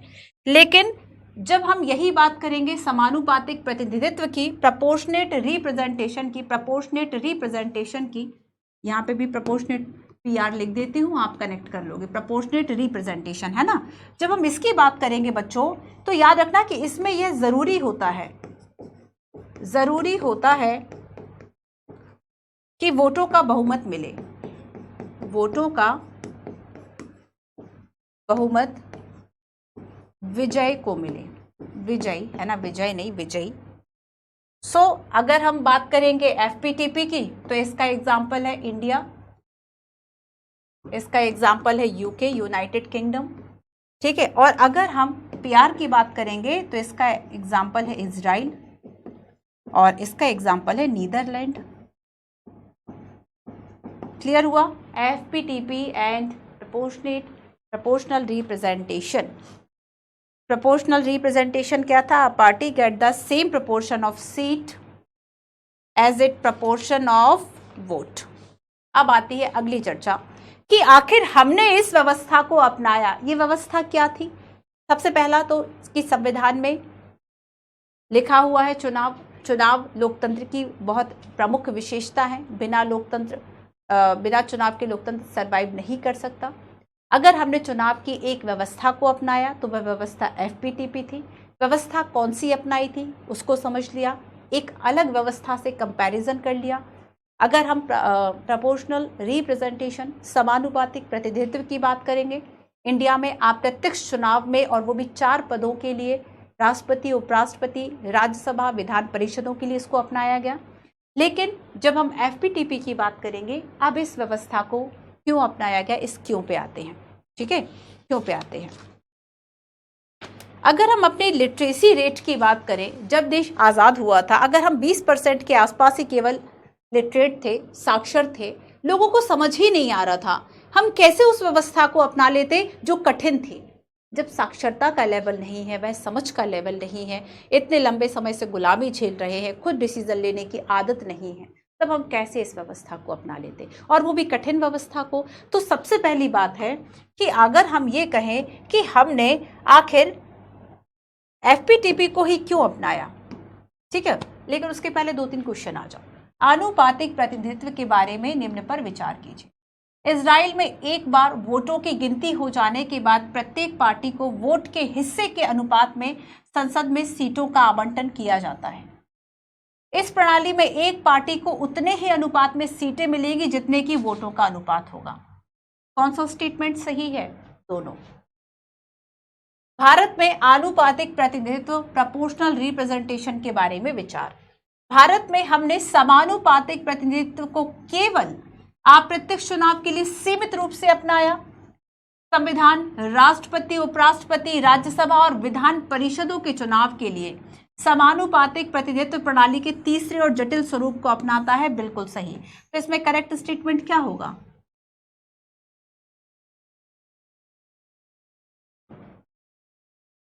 आनुपातिक प्रतिनिधित्व और एफपीटीपी के संबंध में विचार।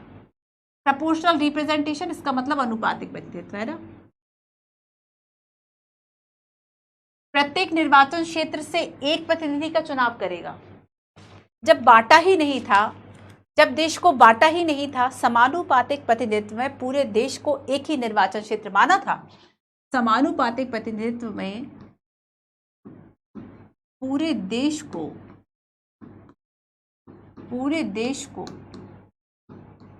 एक ही निर्वाचन क्षेत्र माना,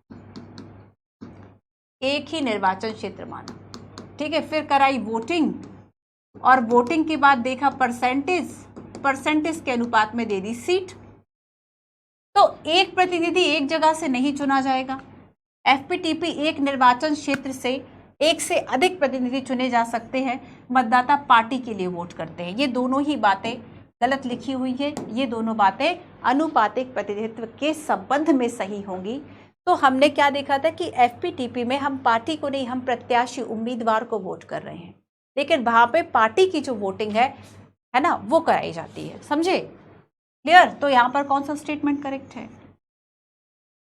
समझ में आया? अगर ये तीनों प्रश्न आपसे बन गए, इसका मतलब आपको समझ में आ गया। अब हमने सर्वाधिक वोट से जीत की प्रणाली को ही क्यों स्वीकार किया गया? Why, FPTP why. कई कारण थे। पहला कारण था इसकी सिंप्लिसिटी। ठीक है, यहां पर अगर हम इस विधि को अपनाते हैं तो ये हमें साधारण लोगों को भी समझ में आ जाएगा कि जितने संख्या में लोग हाँ कहेंगे, जैसे कि आपने एक ध्वनि मत सुना होगा संसद में, पार्लियामेंट में ध्वनि मत से कभी कभी पारित कराया जाता, जिसको जो पक्ष में होते हैं वो हाँ चिल्लाएंगे, जो विपक्ष में होंगे वो ना चिल्लाएंगे। तो यहाँ पर ध्वनि मत क्या होगा कि अगर आपको हाँ ज्यादा सुनाई देगा, उसका स्वर ज्यादा होगा। तो ये इस तरह की चीजें क्या है, आपको बहुमत नहीं दिखाती कि ज्यादातर लोग, जैसे कि आप मान लीजिए कभी कोई प्लान बना रहे हैं, कुछ लोग 10 लोग हैं, पर उसमें से कुछ लोग ऐसे जो कि विपक्ष पे 2 लोग मना कर रहे हैं, आप छोड़ दे, चलो 8 लोग तो माने हैं, क्या फर्क पड़ता है। तब ये क्या है कि आपने बहुमत से फैसला ले लिया, भले डिसीजन गलत लिया हो, पर फैसला बहुमत से होना चाहिए, है ना। तो अधिकतम लोगों का अधिकतम लाभ या फिर अधिकतम लोगों की बात सुनी जाए। हम काम इस सिद्धांत पर करते हैं सामाजिक रूप से भी। तब हम कहेंगे कि हमने अगर इस पद्धति को अपनाया है तो हम देखेंगे कि चूंकि एफपीटीपी अपनाने के लिए, है ना, जो एक पहला कारण है वो ये है कि अगर पीआर लिख दूं तो परेशानी तो नहीं है। अनुपातिक प्रतिनिधित्व, प्रोपोर्शनल रिप्रेजेंटेशन, है ना, ये जो पद्धति है ये छोटे देशों में लागू हो सकती है, छोटे देशों व कम लोगों में, क्षेत्रफल के हिसाब से कह लें, पॉपुलेशन के हिसाब से कह लें। ठीक है, लेकिन अगर हम भारत का क्षेत्रफल और लोगों की बात करें तब ऐसे में यहाँ पर पीआर पद्धति को हम लागू नहीं कर सकते। एक जटिल प्रणाली थी और इसलिए हमने क्या किया, हमने एफपीटीपी को चुन लिया।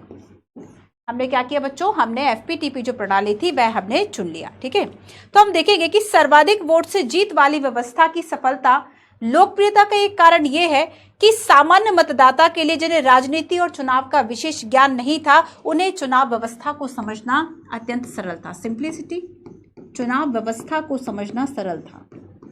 आप किसी को प्रपोर्शन वाला समझाते तो आपको लगता है समझा के देखना, अपने मम्मी पापा को ही समझा लेना, भले वह पढ़े लिखे हो, अच्छी बात है, लेकिन अगर उन्होंने इस व्यवस्था को नहीं पढ़ा तो आप देखेंगे कि वो व्यवस्था उन्हें सुनने में टफ लगेगी कि छोड़ो इस व्यवस्था ने, यही व्यवस्था ठीक है कि जिसको सबसे ज्यादा वोट मिले वही विजयी उम्मीदवार है। तो यहां पर हम देखेंगे कि चुनाव व्यवस्था को आसानी से समझने के लिए,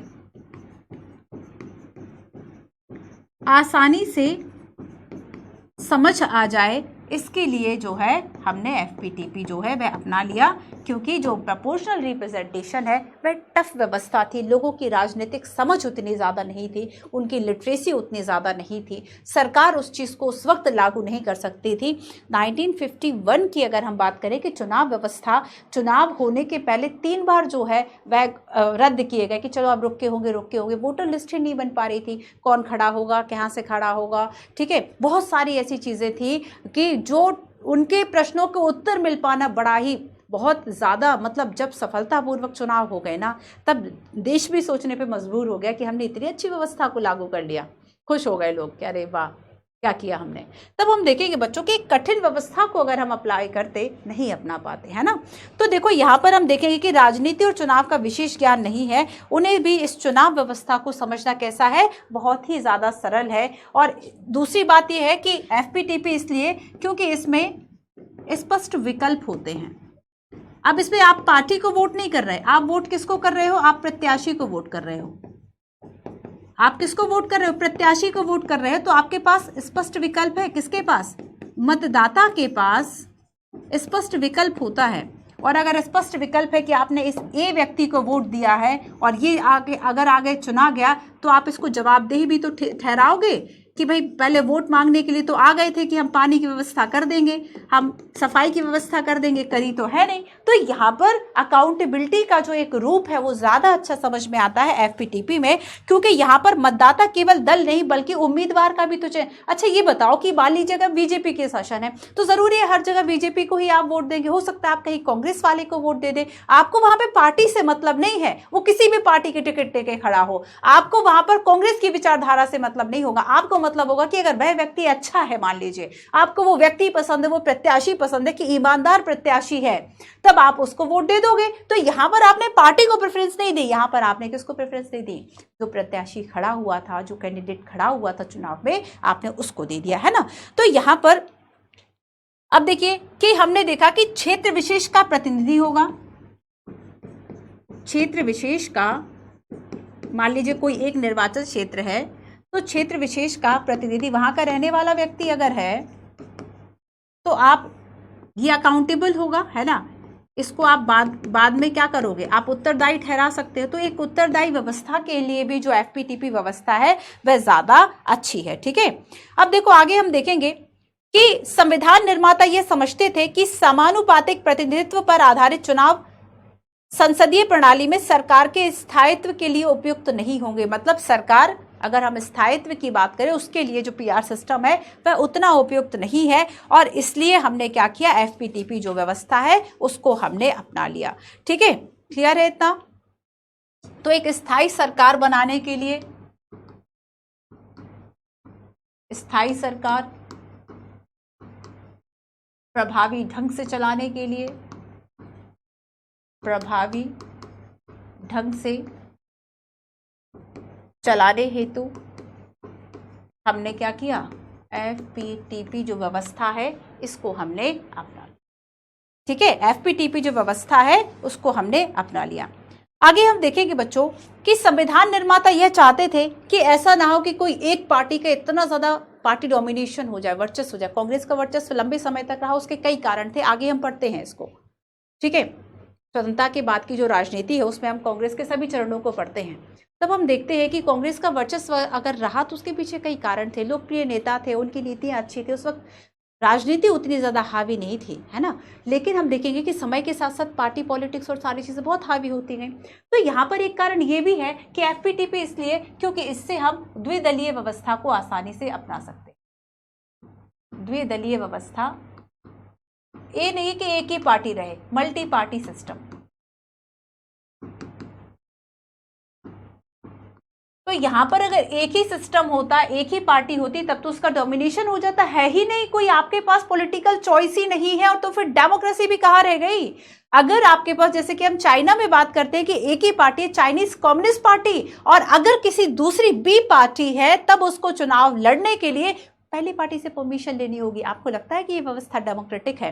तब हम देखेंगे कि संविधान निर्माता इस बात को लेकर अवेयर थे कि ऐसा ना हो कहीं कि इतनी ज्यादा राजनीति हावी हो जाए कि चीजें जो है वह एक तरफ झुक के रह जाए, किसी पार्टी का डोमिनेशन जो है वह डोमिनेंट कर जाए। तब ऐसे में जरूरी था कि ऐसी व्यवस्था को अपना ले जो आसानी से कई और पार्टीज जो है, या अगर कोई स्वतंत्र उम्मीदवार खड़ा होना चाहता है वह आसानी से खड़ा हो सके। इसी वजह से हमने FPTP जो व्यवस्था है इसको हमने अपनाया। 1989 के के बाद आप देखेंगे कि बहुत ज़्यादा जो गठबंधन की सरकारें हैं, कोई कुछ बहुदलीय गठबंधन की सरकारें, जब किसी एक सरकार को बहुमत नहीं मिल पाता, ठीक तरीके से स्पष्ट बहुमत नहीं मिल पाता, तब कुछ दल आपस में गठजोड़ कर लेते हैं, है ना, और उस गठजोड़ के बाद जो सरकार है वह बनाते हैं। ठीक है, तो ऐसी सरकार में जो प्रधानमंत्री वह बहुत मजबूत डिसीजन नहीं ले पाते, क्योंकि सभी दलों से पूछ के कि भैया मान जाएंगे इस बात पे, इस नीति पे सहमत हैं, उसके बाद ही वो कर पाते हैं ना। इस वक्त की सरकारें काफ़ी थोड़ी सी कमज़ोर रही डिसीजन मेकिंग। बहुत 1989 के बाद का जो हमारा राजनीति का दौर था ना, वो बड़ा ही अनस्टेबल टाइप का आया। पता चला एक प्रधानमंत्री आया तो उसकी सरकार केवल 1 महीने चलती है, दूसरा प्रधानमंत्री आया, मतलब 1 साल में कभी कभी 3 प्रधानमंत्री चेंज हो गए। तब ऐसे में क्या सरकार का एक स्थायित्व जो बड़े खतरे में आ गया था। पूरी राजनीतिक व्यवस्था को हम समझते इंडिया आफ्टर इंडिपेंडेंस। ठीक है, अब चलो अब हम बात करेंगे, एफपीटीपी हो गया, निर्वाचन क्षेत्रों में आरक्षण की बात कर ले तो क्यों स्वीकार की, वाई, कारण आपको मिल गया, एक नहीं कई कारण हमें मिल गए। क्या क्या कारण मिल गए, लिख ले रहे इन कारणों को। चलिए अब नेक्स्ट हम देखेंगे निर्वाचन क्षेत्रों में आरक्षण। देखो आरक्षण की जब हम बात करेंगे, इसका मतलब ये है कि मान लीजिए आपने कुछ लोगों, कुछ व्यवस्थाओं को क्या कर दिया, आरक्षित कर दिया, कुछ जो व्यवस्थाएं, कुछ निर्वाचन क्षेत्र को आरक्षित आपने कर दिया। देखो इसमें जरूरत क्या होती है, एफपीटीपी की अगर हम बात करें तो एफपीटीपी का एक हानि हम कह दें, इसकी हानि ये है कि अगर आप ये कहते हो कि ज्यादा लोग जिसके पक्ष में वोट डालेंगे वो जीतेगा, तब अल्पसंख्यक है अगर किसी मामले में, तब अल्पसंख्यकों के समुदाय उनके तो हित रहेंगे नहीं। तब हम देखेंगे कि एफपीटीपी की हानि है अल्पसंख्यकों के हितों पर खतरा। जरूरी नहीं है हो जाए, बट हाँ है। ठीक है, और दूसरी हानि हम कह सकते हैं मतलब प्रतिनिधित्व नहीं मिल पाता, कुछ वर्गों को प्रतिनिधित्व नहीं मिलता। अब देखो जैसे कि हम कहें कुछ वर्ग ऐसे हैं जो उतने धन बल से संपन्न नहीं हैं, शिक्षा नहीं है, उनकी सामाजिक प्रतिष्ठा नहीं है, उतनी ज्यादा सामाजिक पहुंच या प्रतिष्ठा नहीं है। तब ऐसे इनकी आवाज कौन सुनेगा, और एक लोकतंत्र में सभी की आवाज सुनी जाए, इसके लिए क्या जरूरी हो गया, आपने ऐसे क्षेत्रों को रिजर्व घोषित कर दिया जहां पर इस तरह के वर्ग ज्यादा हैं, वही आरक्षित निर्वाचन। इसकी आवश्यकता हमें इसीलिए पड़ी, आवश्यकता ही हमें क्यों पड़ी। आ रहा है समझ में कि नहीं आ रहा है, केवल देख रहे हो कि मैम लिख क्या रही हैं। आवश्यकता क्यों पड़ी निर्वाचन क्षेत्रों की, कि अगर हम लोकसभा सीट्स की बात करें कि लोकसभा में 543 सीट हैं या 543 निर्वाचन क्षेत्र हैं। निर्वाचन क्षेत्र मतलब लिख लो, निर्वाचन क्षेत्र मतलब क्या है, चुनाव के, ये टैगलाइंस टाइप की है, याद नहीं करोगे फेल हो जाओगे। चुनाव के उद्देश्य से, यहीं से क्वेश्चंस आते हैं बच्चों, चुनाव के उद्देश्य से देश को भागों में बांट देना, कई भागों में बांट देना।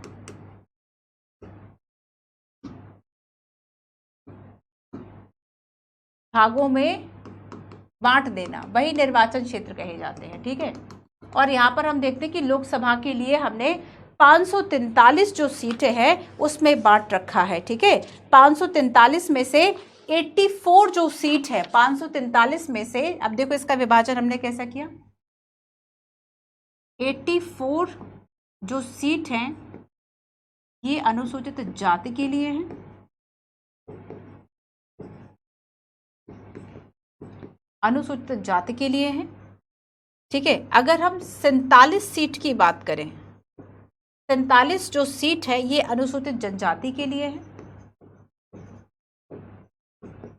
अनुसूचित जनजाति के लिए है। ये फरवरी 2019 की स्थिति है, याद रखेंगे हम। अब जो लेटेस्ट संविधान संशोधन हुआ था आप देख लीजिएगा, जिसके द्वारा शुरुआत में इस आरक्षण की जरूरत थी कि 10 साल में शायद चीजें ठीक हो जाएं, उसके बाद से हम व्यवस्थाओं को ठीक कर लेंगे, लेकिन वो चीजें ठीक हो ना सकी। तब ऐसे में क्या हुआ, इस व्यवस्था को अगले अगले सालों के लिए बढ़ा दिया। आरक्षण मतलब ऐसे वर्गों के लिए उचित प्रतिनिधित्व जिनको नहीं मिला किन्हीं भी व्यवस्थाओं या उनके उत्पीड़न के चलते, तब जाके उनको समान अवसर देने के लिए। तो आरक्षण इक्वालिटी का एक प्रसार, एक एक्सपेंशन माना जाएगा, ना कि आरक्षण के खिलाफ है। ऐसा मैं नहीं, ऐसा संविधान कह रहा है।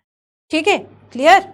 चलो, तो अब देखो बच्चों, अच्छा अगला मुद्दा उठता है। अगला मुद्दा ये है कि ठीक है, निर्वाचन क्षेत्र तो ठीक है, बट ये बताओ कि जो आगे की जो बात है वो हम प्रश्न के माध्यम से समझ रहे हैं। निर्वाचन क्षेत्रों को आरक्षण कौन करेगा? आरक्षित निर्वाचन जो क्षेत्र है ये कौन बताएगा कि कौन कौन सा जो है वे आरक्षित होगा या नहीं होगा? आर्टिकल 82, इसमें एक आयोग की बात की गई है जिसे कि परिसीमन आयोग, डेलिमिटेशन कमीशन के नाम से जाना जाता है।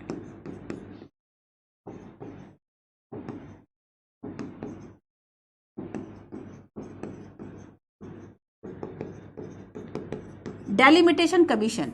और ऐसा कहा गया है संविधान में कि राष्ट्रपति जो है वह आवश्यकता पड़ने पर समय समय पर गठित करेंगे। हाल ही में आपने देखा होगा कि सुप्रीम कोर्ट के द्वारा असम में जो परिसीमन की वो चल रही थी।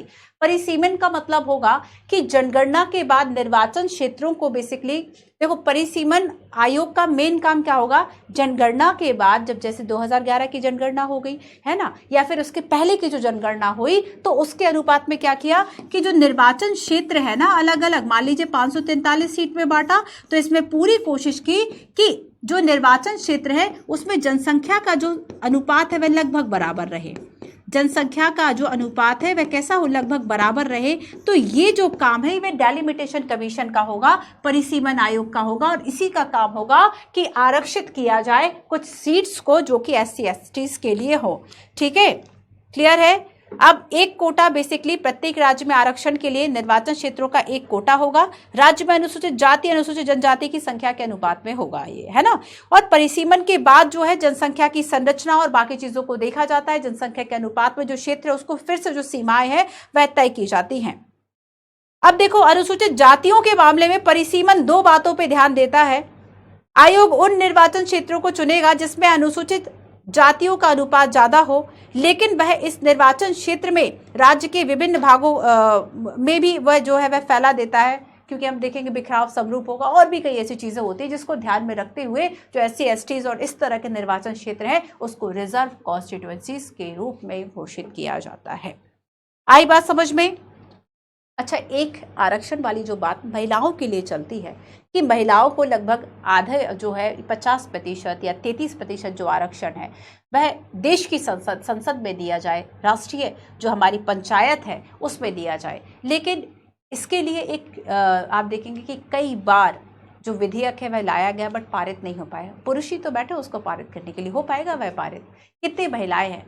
कहा जाता है कुछ लोगों के द्वारा कि महिलाओं का अगर मुद्दा है, उनकी प्रॉब्लम है, तो उन्हें ही सुलझानी पड़ेगी। इसके लिए उन्हें सत्ता में आना होगा।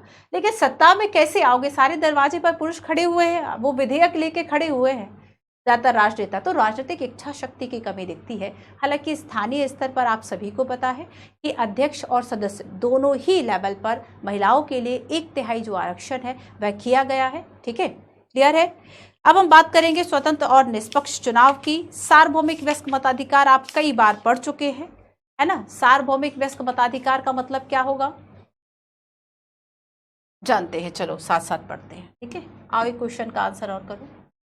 निम्न कथनों पर विचार कीजिए। आरक्षित निर्वाचन क्षेत्र क्यों जरूरी है? जाति आधारित भेदभाव का हमारा इतिहास रहा है, बहुत अच्छा इतिहास रहा है। वैदिक काल से, वैदिक पीरियड से अगर हम देखें तो आप देखेंगे वर्ण व्यवस्था थी। वर्ण व्यवस्था मतलब हर एक वर्ण के लिए स्पेसिफिक जो फंक्शन था कि ब्राह्मण है तो वह अध्ययन अध्यापन का कार्य करेगा।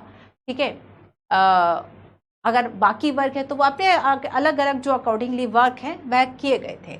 ऐसी सामाजिक व्यवस्था में एफपीटीपी चुनावी प्रणाली का मतलब ये भी हो सकता था कि कुछ सामाजिक समूह और जातियां हर जगह जीत जाए और उत्पीड़ित सामाजिक समूह बिना प्रतिनिधित्व के रह जाए। कहा जाता है कि एक लोकतंत्र में अगर शांति से चीजें चलानी है तो सत्ता का हस्तांतरण बहुत जरूरी हो जाता है। सत्ता मतलब मान लो कि सत्ता हमेशा एक ही पार्टी की रहे या एक ही वर्ग की रहे, दूसरा कब विद्रोह कर देगा आपको नहीं पता चलेगा, और विद्रोह इतना ज्यादा होगा ना कि आप उसको संभाल नहीं पाओगे, फिर वो गृह युद्ध टाइप की कंडीशंस बन जाती हैं। तो जरूरी है कि लोकतंत्र है, कहा जाता है कि लोकतंत्र विचार विमर्श डिस्कशन पर आधारित है और इसलिए मतभेद को सुलझाने के लिए बेहतर पद्धति देता है, क्योंकि डेमोक्रेसी में सबकी बातें सुनी जाती है और फिर जो है हम डिसीजंस लेते हैं, और ऐसे में सत्ता की साझेदारी बड़ी जरूरी है। पूरा एक चैप्टर ही है एनसीईआरटी में। उत्पीड़ित सामाजिक समूहों के लिए उचित और न्यायपूर्ण प्रतिनिधित्व सुनिश्चित करने का एक तरीका देता है। डेफिनेटली ये सारी बातें सही है। तो आखिर ये तीनों ही पॉइंट्स ये बताते हैं कि आखिर हमें आरक्षित निर्वाचन क्षेत्र की आवश्यकता क्यों। क्लियर। नेक्स्ट, चुनावी निर्वाचन क्षेत्रों में क्या वाक्य गलत है। भारतीय संविधान में चुनावी निर्वाचन क्षेत्रों का आकार और आकार का उल्लेख किया गया है। नो। क्यों? क्योंकि इसमें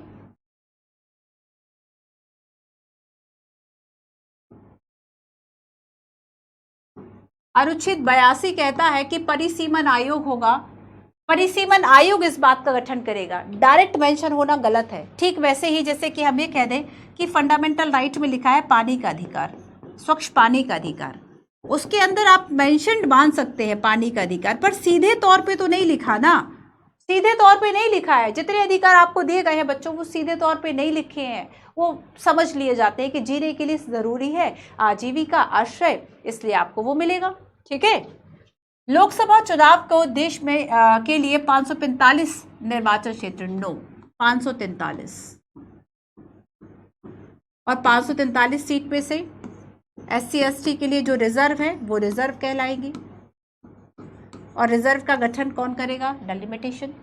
प्रत्येक गांव को कई वार्ड में बांटा जाता है जो कि निर्वाचन क्षेत्रों की तरह है। एग्जैक्टली आपको क्या बताना था, गलत कौन सा है। क्लियर है। स्वतंत्र और निष्पक्ष चुनाव की बात करेंगे। देखो, चुनाव प्रणाली की कसौटी यह है कि वह स्वतंत्र और निष्पक्ष चुनाव प्रक्रिया सुनिश्चित करे। लोकतंत्र में एक जमीनी हकीकत अगर बनाना चाहते तो जरूरी है कि चुनाव प्रणाली निष्पक्ष और पारदर्शी हो। इस तरह की लाइन रट लेना, आंसर आया। मेंस में इतना टाइम वाइम नहीं मिलता है कि बैठ के सोचो कि यार मैं अच्छी सी लाइन बना लूं, अच्छे से शब्द लिख लूं। अभी की मेहनत है बच्चों। अभी जितनी इस तरह की लाइन्स याद कर लोगे, जितनी चीजें कर लोगे, उतनी आपको आगे जो बेनिफिट है वह होगा। तो हम देखेंगे कि जरूरी नहीं कि चुनाव जो है, जरूरी है कि चुनाव प्रणाली जो है वह निष्पक्ष हो, वह पारदर्शी हो। चुनाव प्रणाली ऐसी हो जिससे मतदाताओं की आकांक्षाएं चुनाव परिणाम में न्यायपूर्ण ढंग से व्यक्त हो सके। तो इसके लिए स्वतंत्र और निष्पक्ष जो चुनाव है वह कराने चाहिए। हम देखेंगे कि स्वतंत्र और निष्पक्ष चुनाव कराने के लिए हमने जिस पद्धति को अपनाया वो है सार्वभौमिक वयस्क मताधिकार और चुनाव लड़ने का अधिकार। सार्वभौमिक वयस्क मताधिकार और चुनाव लड़ने का अधिकार। ठीक है। सार्वभौमिक वयस्क मताधिकार, इसमें दो बातें निहित हैं। एक निश्चित आयु प्राप्त करने के बाद, निश्चित आयु प्राप्त करने पर आप वोट देने के अधिकारी हो जाएंगे, जो कि हमारे यहाँ 18 वर्ष आयु है। अगर आप 18 वर्ष के हो गए तो आप वोटर बन सकते हैं। ठीक है। अच्छा, यही आयु अगर मैं आपसे उम्मीदवार के लिए पूछूं तो कितनी है कि उम्मीदवार आपको बनना, चुनाव लड़ना है, तो उसके लिए मिनिमम एज जो है वह कितनी है, 25 साल है। तो यहाँ पर हम सार्वभौमिक वयस्क मताधिकार में देखते हैं कि लोकतांत्रिक जो भी देश है उन्होंने इस पद्धति को अपनाया है। साथ ही हम देखेंगे कि इसमें एक और बात निहित है कि भेदभाव नहीं होगा। 18 साल के हो गए तो सभी को जो है वह वोटिंग राइट दो। जाति, लिंग या धर्म, इसके आधार पर जो भेदभाव है वह आप नहीं कर सकते, क्योंकि सभी को समान जो है वह वोटिंग करने का जो राइट है वह होना ही चाहिए। ठीक है, क्लियर है। अच्छा देखो 1989 की अगर हम बात करें, अच्छा इसके बारे में शायद एक क्वेश्चन है, हाँ ठीक है, क्वेश्चन को देखो। लोकतांत्रिक चुनाव के लिए आवश्यक शर्त है कि देश के सभी वयस्क नागरिकों को चुनाव में मतदान मिले और वयस्क मताधिकार के रूप में जाना जाता है यूनिवर्सल एडल्ट फ्रेंचाइज। 1989 तक एक वयस्क भारतीय का मतलब था 21 वर्ष, और 1989 में जब संविधान संशोधन हुआ तो पात्रता जो है 18 वर्ष कर दी। आपको पता है चुनाव सुधार के लिए कई समितियां बनी थी, उसके लिए एक समिति बनी थी बच्चों, तारकुंडे समिति, और इस तारकुंडे समिति ने यह कहा था कि 21 वर्ष से जो आयु है इसको घटाकर वोटिंग की जो आयु है वह 18 वर्ष कीजिए, और इस सिफारिश को सरकार ने माना, और इस सिफारिश को लागू कराने के लिए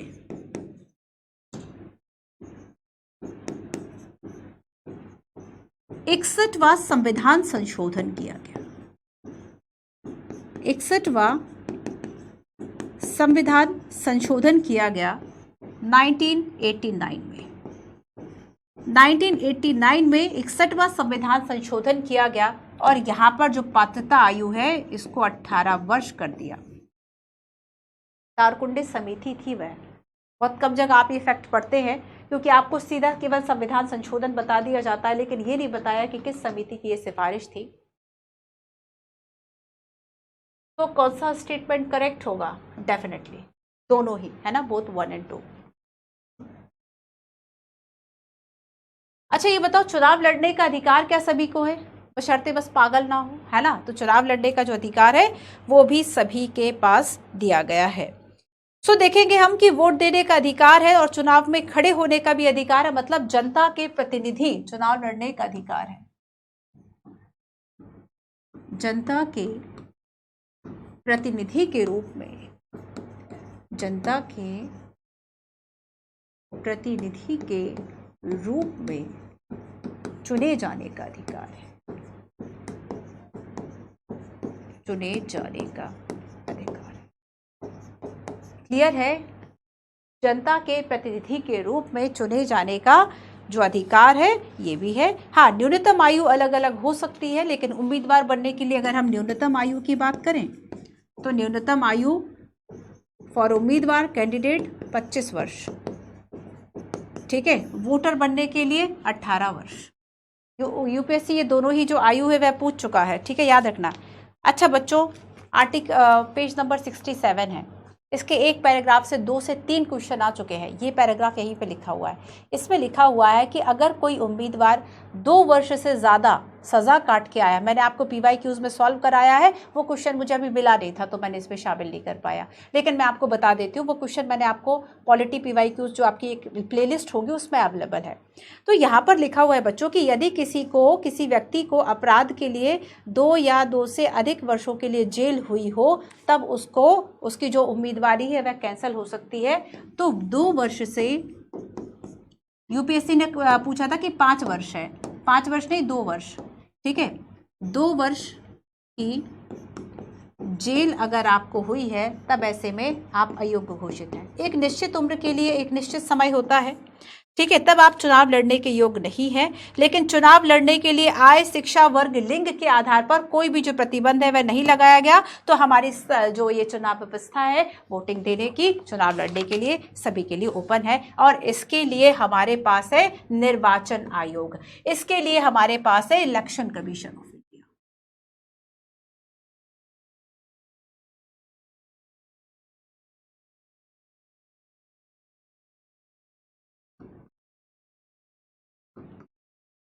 इलेक्शन कमीशन ऑफ इंडिया,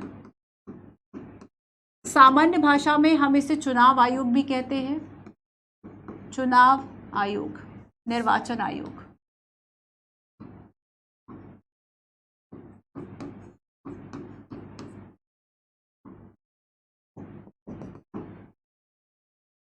चुनाव आयोग, निर्वाचन आयोग। एक अनुच्छेद पढ़ते हैं, आर्टिकल 324 क्लॉज 1। इस संविधान के अधीन संसद और प्रत्येक राज्य के विधानमंडल के लिए कराए जाने वाले सभी निर्वाचनों के लिए, राष्ट्रपति उपराष्ट्रपति के पदों के निर्वाचनों के लिए निर्वाचक नामावली तैयार करना, संचालन, अधीक्षण, निर्देशन, नियंत्रण और एक आयोग में निहित है और इसे संविधान में निर्वाचन आयोग कहा गया। बहुत ही क्लियर डेफिनेशन, बहुत ही क्लियर चीजें लिखी होती, एक एक वर्ड। अच्छा देखो, अब इसमें से मैं 3-4 क्वेश्चन आपको बता दूं, केवल 324 इसमें से बता देती हूँ, ठीक है। अब देखो क्वेश्चन आखिर है क्या। यूपीएससी ने क्वेश्चन पूछा, इन शब्दों को ध्यान से पढ़ना बच्चों, इन शब्दों को ध्यान से पढ़ना, यहाँ पे लिखा हुआ है। यूपीएससी ने पहला क्वेश्चन पूछा, राष्ट्रपति उपराष्ट्रपति, ठीक है, राष्ट्रपति उपराष्ट्रपति, संसद और प्रत्येक राज्य के विधानमंडल, इन 4 के चुनाव की बात की गई। अब अगर कहे आर्टिकल 324 कहता है कि कैग के चुनाव निर्वाचन आयोग कराएगा या कैग को चुनने का काम निर्वाचन आयोग का होगा, गलत हो जाएगा। जो भी हमारे महत्वपूर्ण संवैधानिक पद है उनकी सीधी नियुक्ति जो है राष्ट्रपति के द्वारा की जाती है, चाहे मंत्रिमंडल से वह सिफारिश ले या न्यायपालिका से सिफारिश ले, वो बातें अलग अलग हो सकती हैं, है ना। लेकिन यहाँ पर तो पहला क्वेश्चन यहाँ से हो गया। इसके अलावा दूसरी बात इसमें लिखी हुई थी, निर्वाचन आयोग का कार्य क्या नहीं है, ध्यान रखना, क्या नहीं है। तो निर्वाचक नामावली तैयार करना, नामावली तैयार कर ली, अच्छी बात है, ठीक है। आपने निर्वाचनों का संचालन कर रहे हैं, आप अधीक्षण कर लीजिए, आप निर्देशन दे लीजिए, नियंत्रण कर लीजिए। अब यूपीएससी ने एक प्रश्न लिख दिया, एक क्वेश्चन लिख दिया, अधिसूचना जारी करना, चुनाव की अधिसूचना की चुनाव होंगे, तो ये अधिसूचना जारी करना या इसकी घोषणा का जो अधिकार है वह किसका होगा? ये किसका होगा? ये राष्ट्रपति का होगा। ये किसका होगा? राष्ट्रपति का होगा।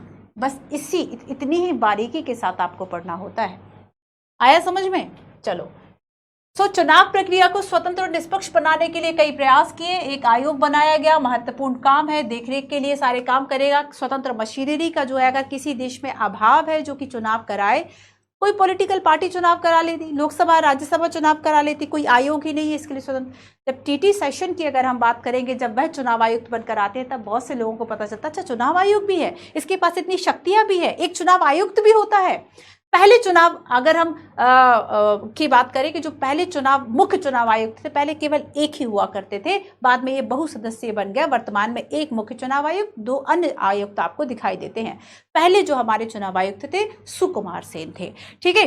भारतीय संविधान का अनुच्छेद 324 निर्वाचनों के लिए मतदाता सूची तैयार करेगा, ये सारे काम करेगा। चलो हमने पढ़ लिया, आओ क्वेश्चन देख लेते हैं।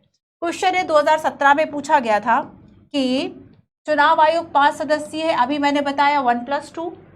केंद्रीय गृह मंत्रालय आम चुनाव और उपचुनाव के लिए संचालन और चुनाव कार्यक्रम, अभी हमने देखा 9। चुनाव आयोग मान्यता प्राप्त राजनीतिक दलों का विभाजन, विलय से संबंधित विवादों का समाधान करेगा, यस। किसको कौन सा पद चिन्ह देना है, किसको कौन सा पार्टी चिन्ह देना है, ठीक है, किसका कमल होगा, किसका बाकी सारी चीज, ये सारी चीजें कौन करेगा? तो ये सारे काम जो है वह चुनाव आयोग के पास होंगे। किस, जैसे कि आप पार्टी की जब हम बात करेंगे, है ना, जब हम आप पार्टी की बात करेंगे तो आप देखेंगे आम आदमी पार्टी इसे 8वीं आई थिंक राष्ट्रीय पार्टी घोषित कर दिया। तो राष्ट्रीय पार्टी किसे घोषित कर किया जाएगा, उसके पीछे के क्या नियम है, ये बात भी यूपीएससी पूछ चुका है। तो ये आपका होमवर्क है बच्चों, संवैधानिक प्रावधानों को इनको याद करना। देखो मैं केवल एनसीईआरटी नहीं बता रही हूँ, ध्यान रखना है इस बात का, बहुत सारी चीजें हैं साथ साथ में, तो आपको ये याद करना है, ठीक है, एज इट इज। तो भाग 15 में 324 से 329 तक संवैधानिक प्रावधान है, जिसमें कि हम देखेंगे 324, 25, 26, 27, 28, 29। अब एक मैं आपको विवाद बता देती हूं कि 326 कहता है कि लोकसभा और राज्य की विधानसभाओं के चुनाव वयस्क मताधिकार के आधार पर होंगे, लेकिन इसमें क्या राइट टू वोट दिया हुआ है? क्या राइट टू वोट जो है वह क्लियरली दिया हुआ है? तो स्पष्ट रूप से उल्लेख नहीं है, स्पष्ट उल्लेख, समझ जाओगे इस बात को, स्पष्ट उल्लेख नहीं है। लेकिन यूपीएससी ने इसमें 2018 में क्वेश्चन पूछा और 326 को आधार बनाते हुए आंसर दे दिया। ये संवैधानिक है। जन प्रतिनिधित्व अधिनियम 1951 के अनुसार आप कई प्रूफ और सुप्रीम कोर्ट के कई ऐसे निर्णय दे सकते हैं जिसमें यह कहा गया, ठीक है, कि राइट टू वोट कोई फंडामेंटल राइट है, इस सब में नहीं है। तो 326 लोकसभा और राज्यों की विधानसभाओं के चुनाव वयस्क मताधिकार पर आधारित होंगे। केवल लोकसभा और विधानसभा, 2 शब्द लिखे हुए ध्यान रखना, राज्यसभा और विधान परिषदों को मत जोड़ देना, ये इंपॉर्टेंट है, पढ़ लोगे सारी चीजें।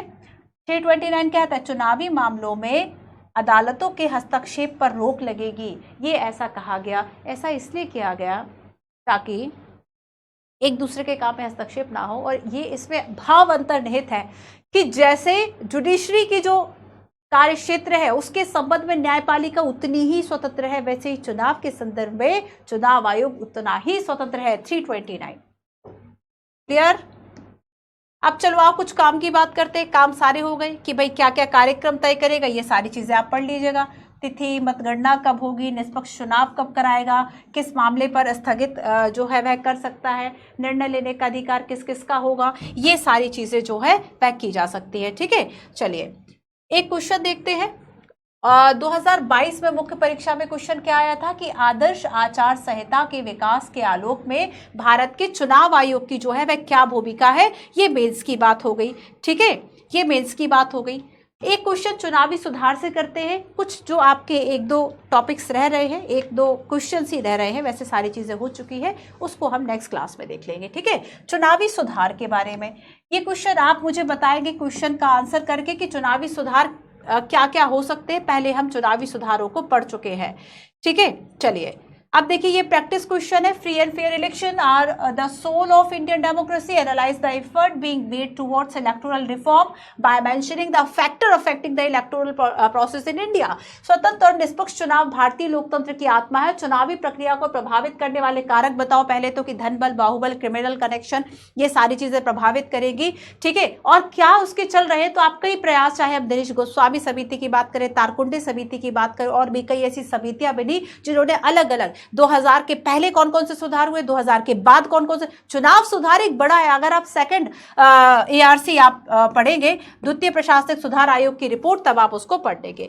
अच्छा देखो बच्चों, पृथक निर्वाचक मंडल और आरक्षित चुनाव क्षेत्र, इसके बीच में क्या अंतर है और हमने पृथक निर्वाचक मंडल को क्यों नहीं अपनाया। पृथक निर्वाचक मंडल का मतलब ये था कि अगर SC का कोई व्यक्ति खड़ा है तो वोटर केवल SC का होगा। वो 1909-1919 पार्लियामेंटो मोंटेग्यू चेम्सफोर्ड, यही तो था पृथक निर्वाचन कि जिस कम्युनिटी का व्यक्ति है वोटर भी उसी कम्युनिटी का होगा। हमने इस व्यवस्था को नहीं अपनाया। अगर हमने रिजर्व कॉन्स्टिट्यूएंसीज को भी अपनाया तो उसमें क्या है कि वोटर तो सभी होंगे। भारत की चुनाव प्रणाली का लक्ष्य समाज के कमजोर तबके की नुमाइंदगी को सुनिश्चित करना है। आरक्षित निर्वाचन क्षेत्र, इलेक्टोरल कॉन्स्टिट्यूएंसीज की यहां बात करनी है, लेकिन हमारी विधायिका में महिला सदस्यों की संख्या केवल 12% तक पहुंची है। इस स्थिति में सुधार के क्या प्रयास हो सकते हैं। भारत में लोकतंत्र अब अनगढ़ first pass the post system को छोड़कर समानुपातिक प्रतिनिधित्व प्रणाली को अपनाने के लिए क्या तैयार हो चुका है, पक्ष विपक्ष बता दीजिए। तो अब देखो इस क्लास में हमने क्या क्या बात की। चुनाव और प्रतिनिधित्व में UPSC के काफी सारे क्वेश्चन देखे, हमने समझा चुनाव लोकतंत्र क्यों जरूरी है। ठीक है, भारत में चुनाव व्यवस्था कैसी है, क्या हमारा सिस्टम है, first pass the post system और अनुपातिक प्रतिनिधित्व, जो समानुपातिक प्रतिनिधित्व है, इसके बारे में हमने डिफरेंसेस देखे हैं, और हमने UPSC के क्वेश्चंस जो है वह भी साथ साथ देख लिए। आज की क्लास यही खत्म होती है, नेक्स्ट क्लास में हम मिलेंगे, और नेक्स्ट जो हमारा चैप्टर होगा बच्चों ये होगा कार्यपालिका। कार्यपालिका, विधायिका, न्यायपालिका। नेक्स्ट 3 चैप्टर्स बहुत इंपॉर्टेंट, सारे ही चैप्टर्स इंपॉर्टेंट है। ऐसा तो है नहीं कि पॉलिटी में केवल एक ही चीज पढ़नी है। चलिए मिलते हैं नेक्स्ट क्लास में। Thank you so much.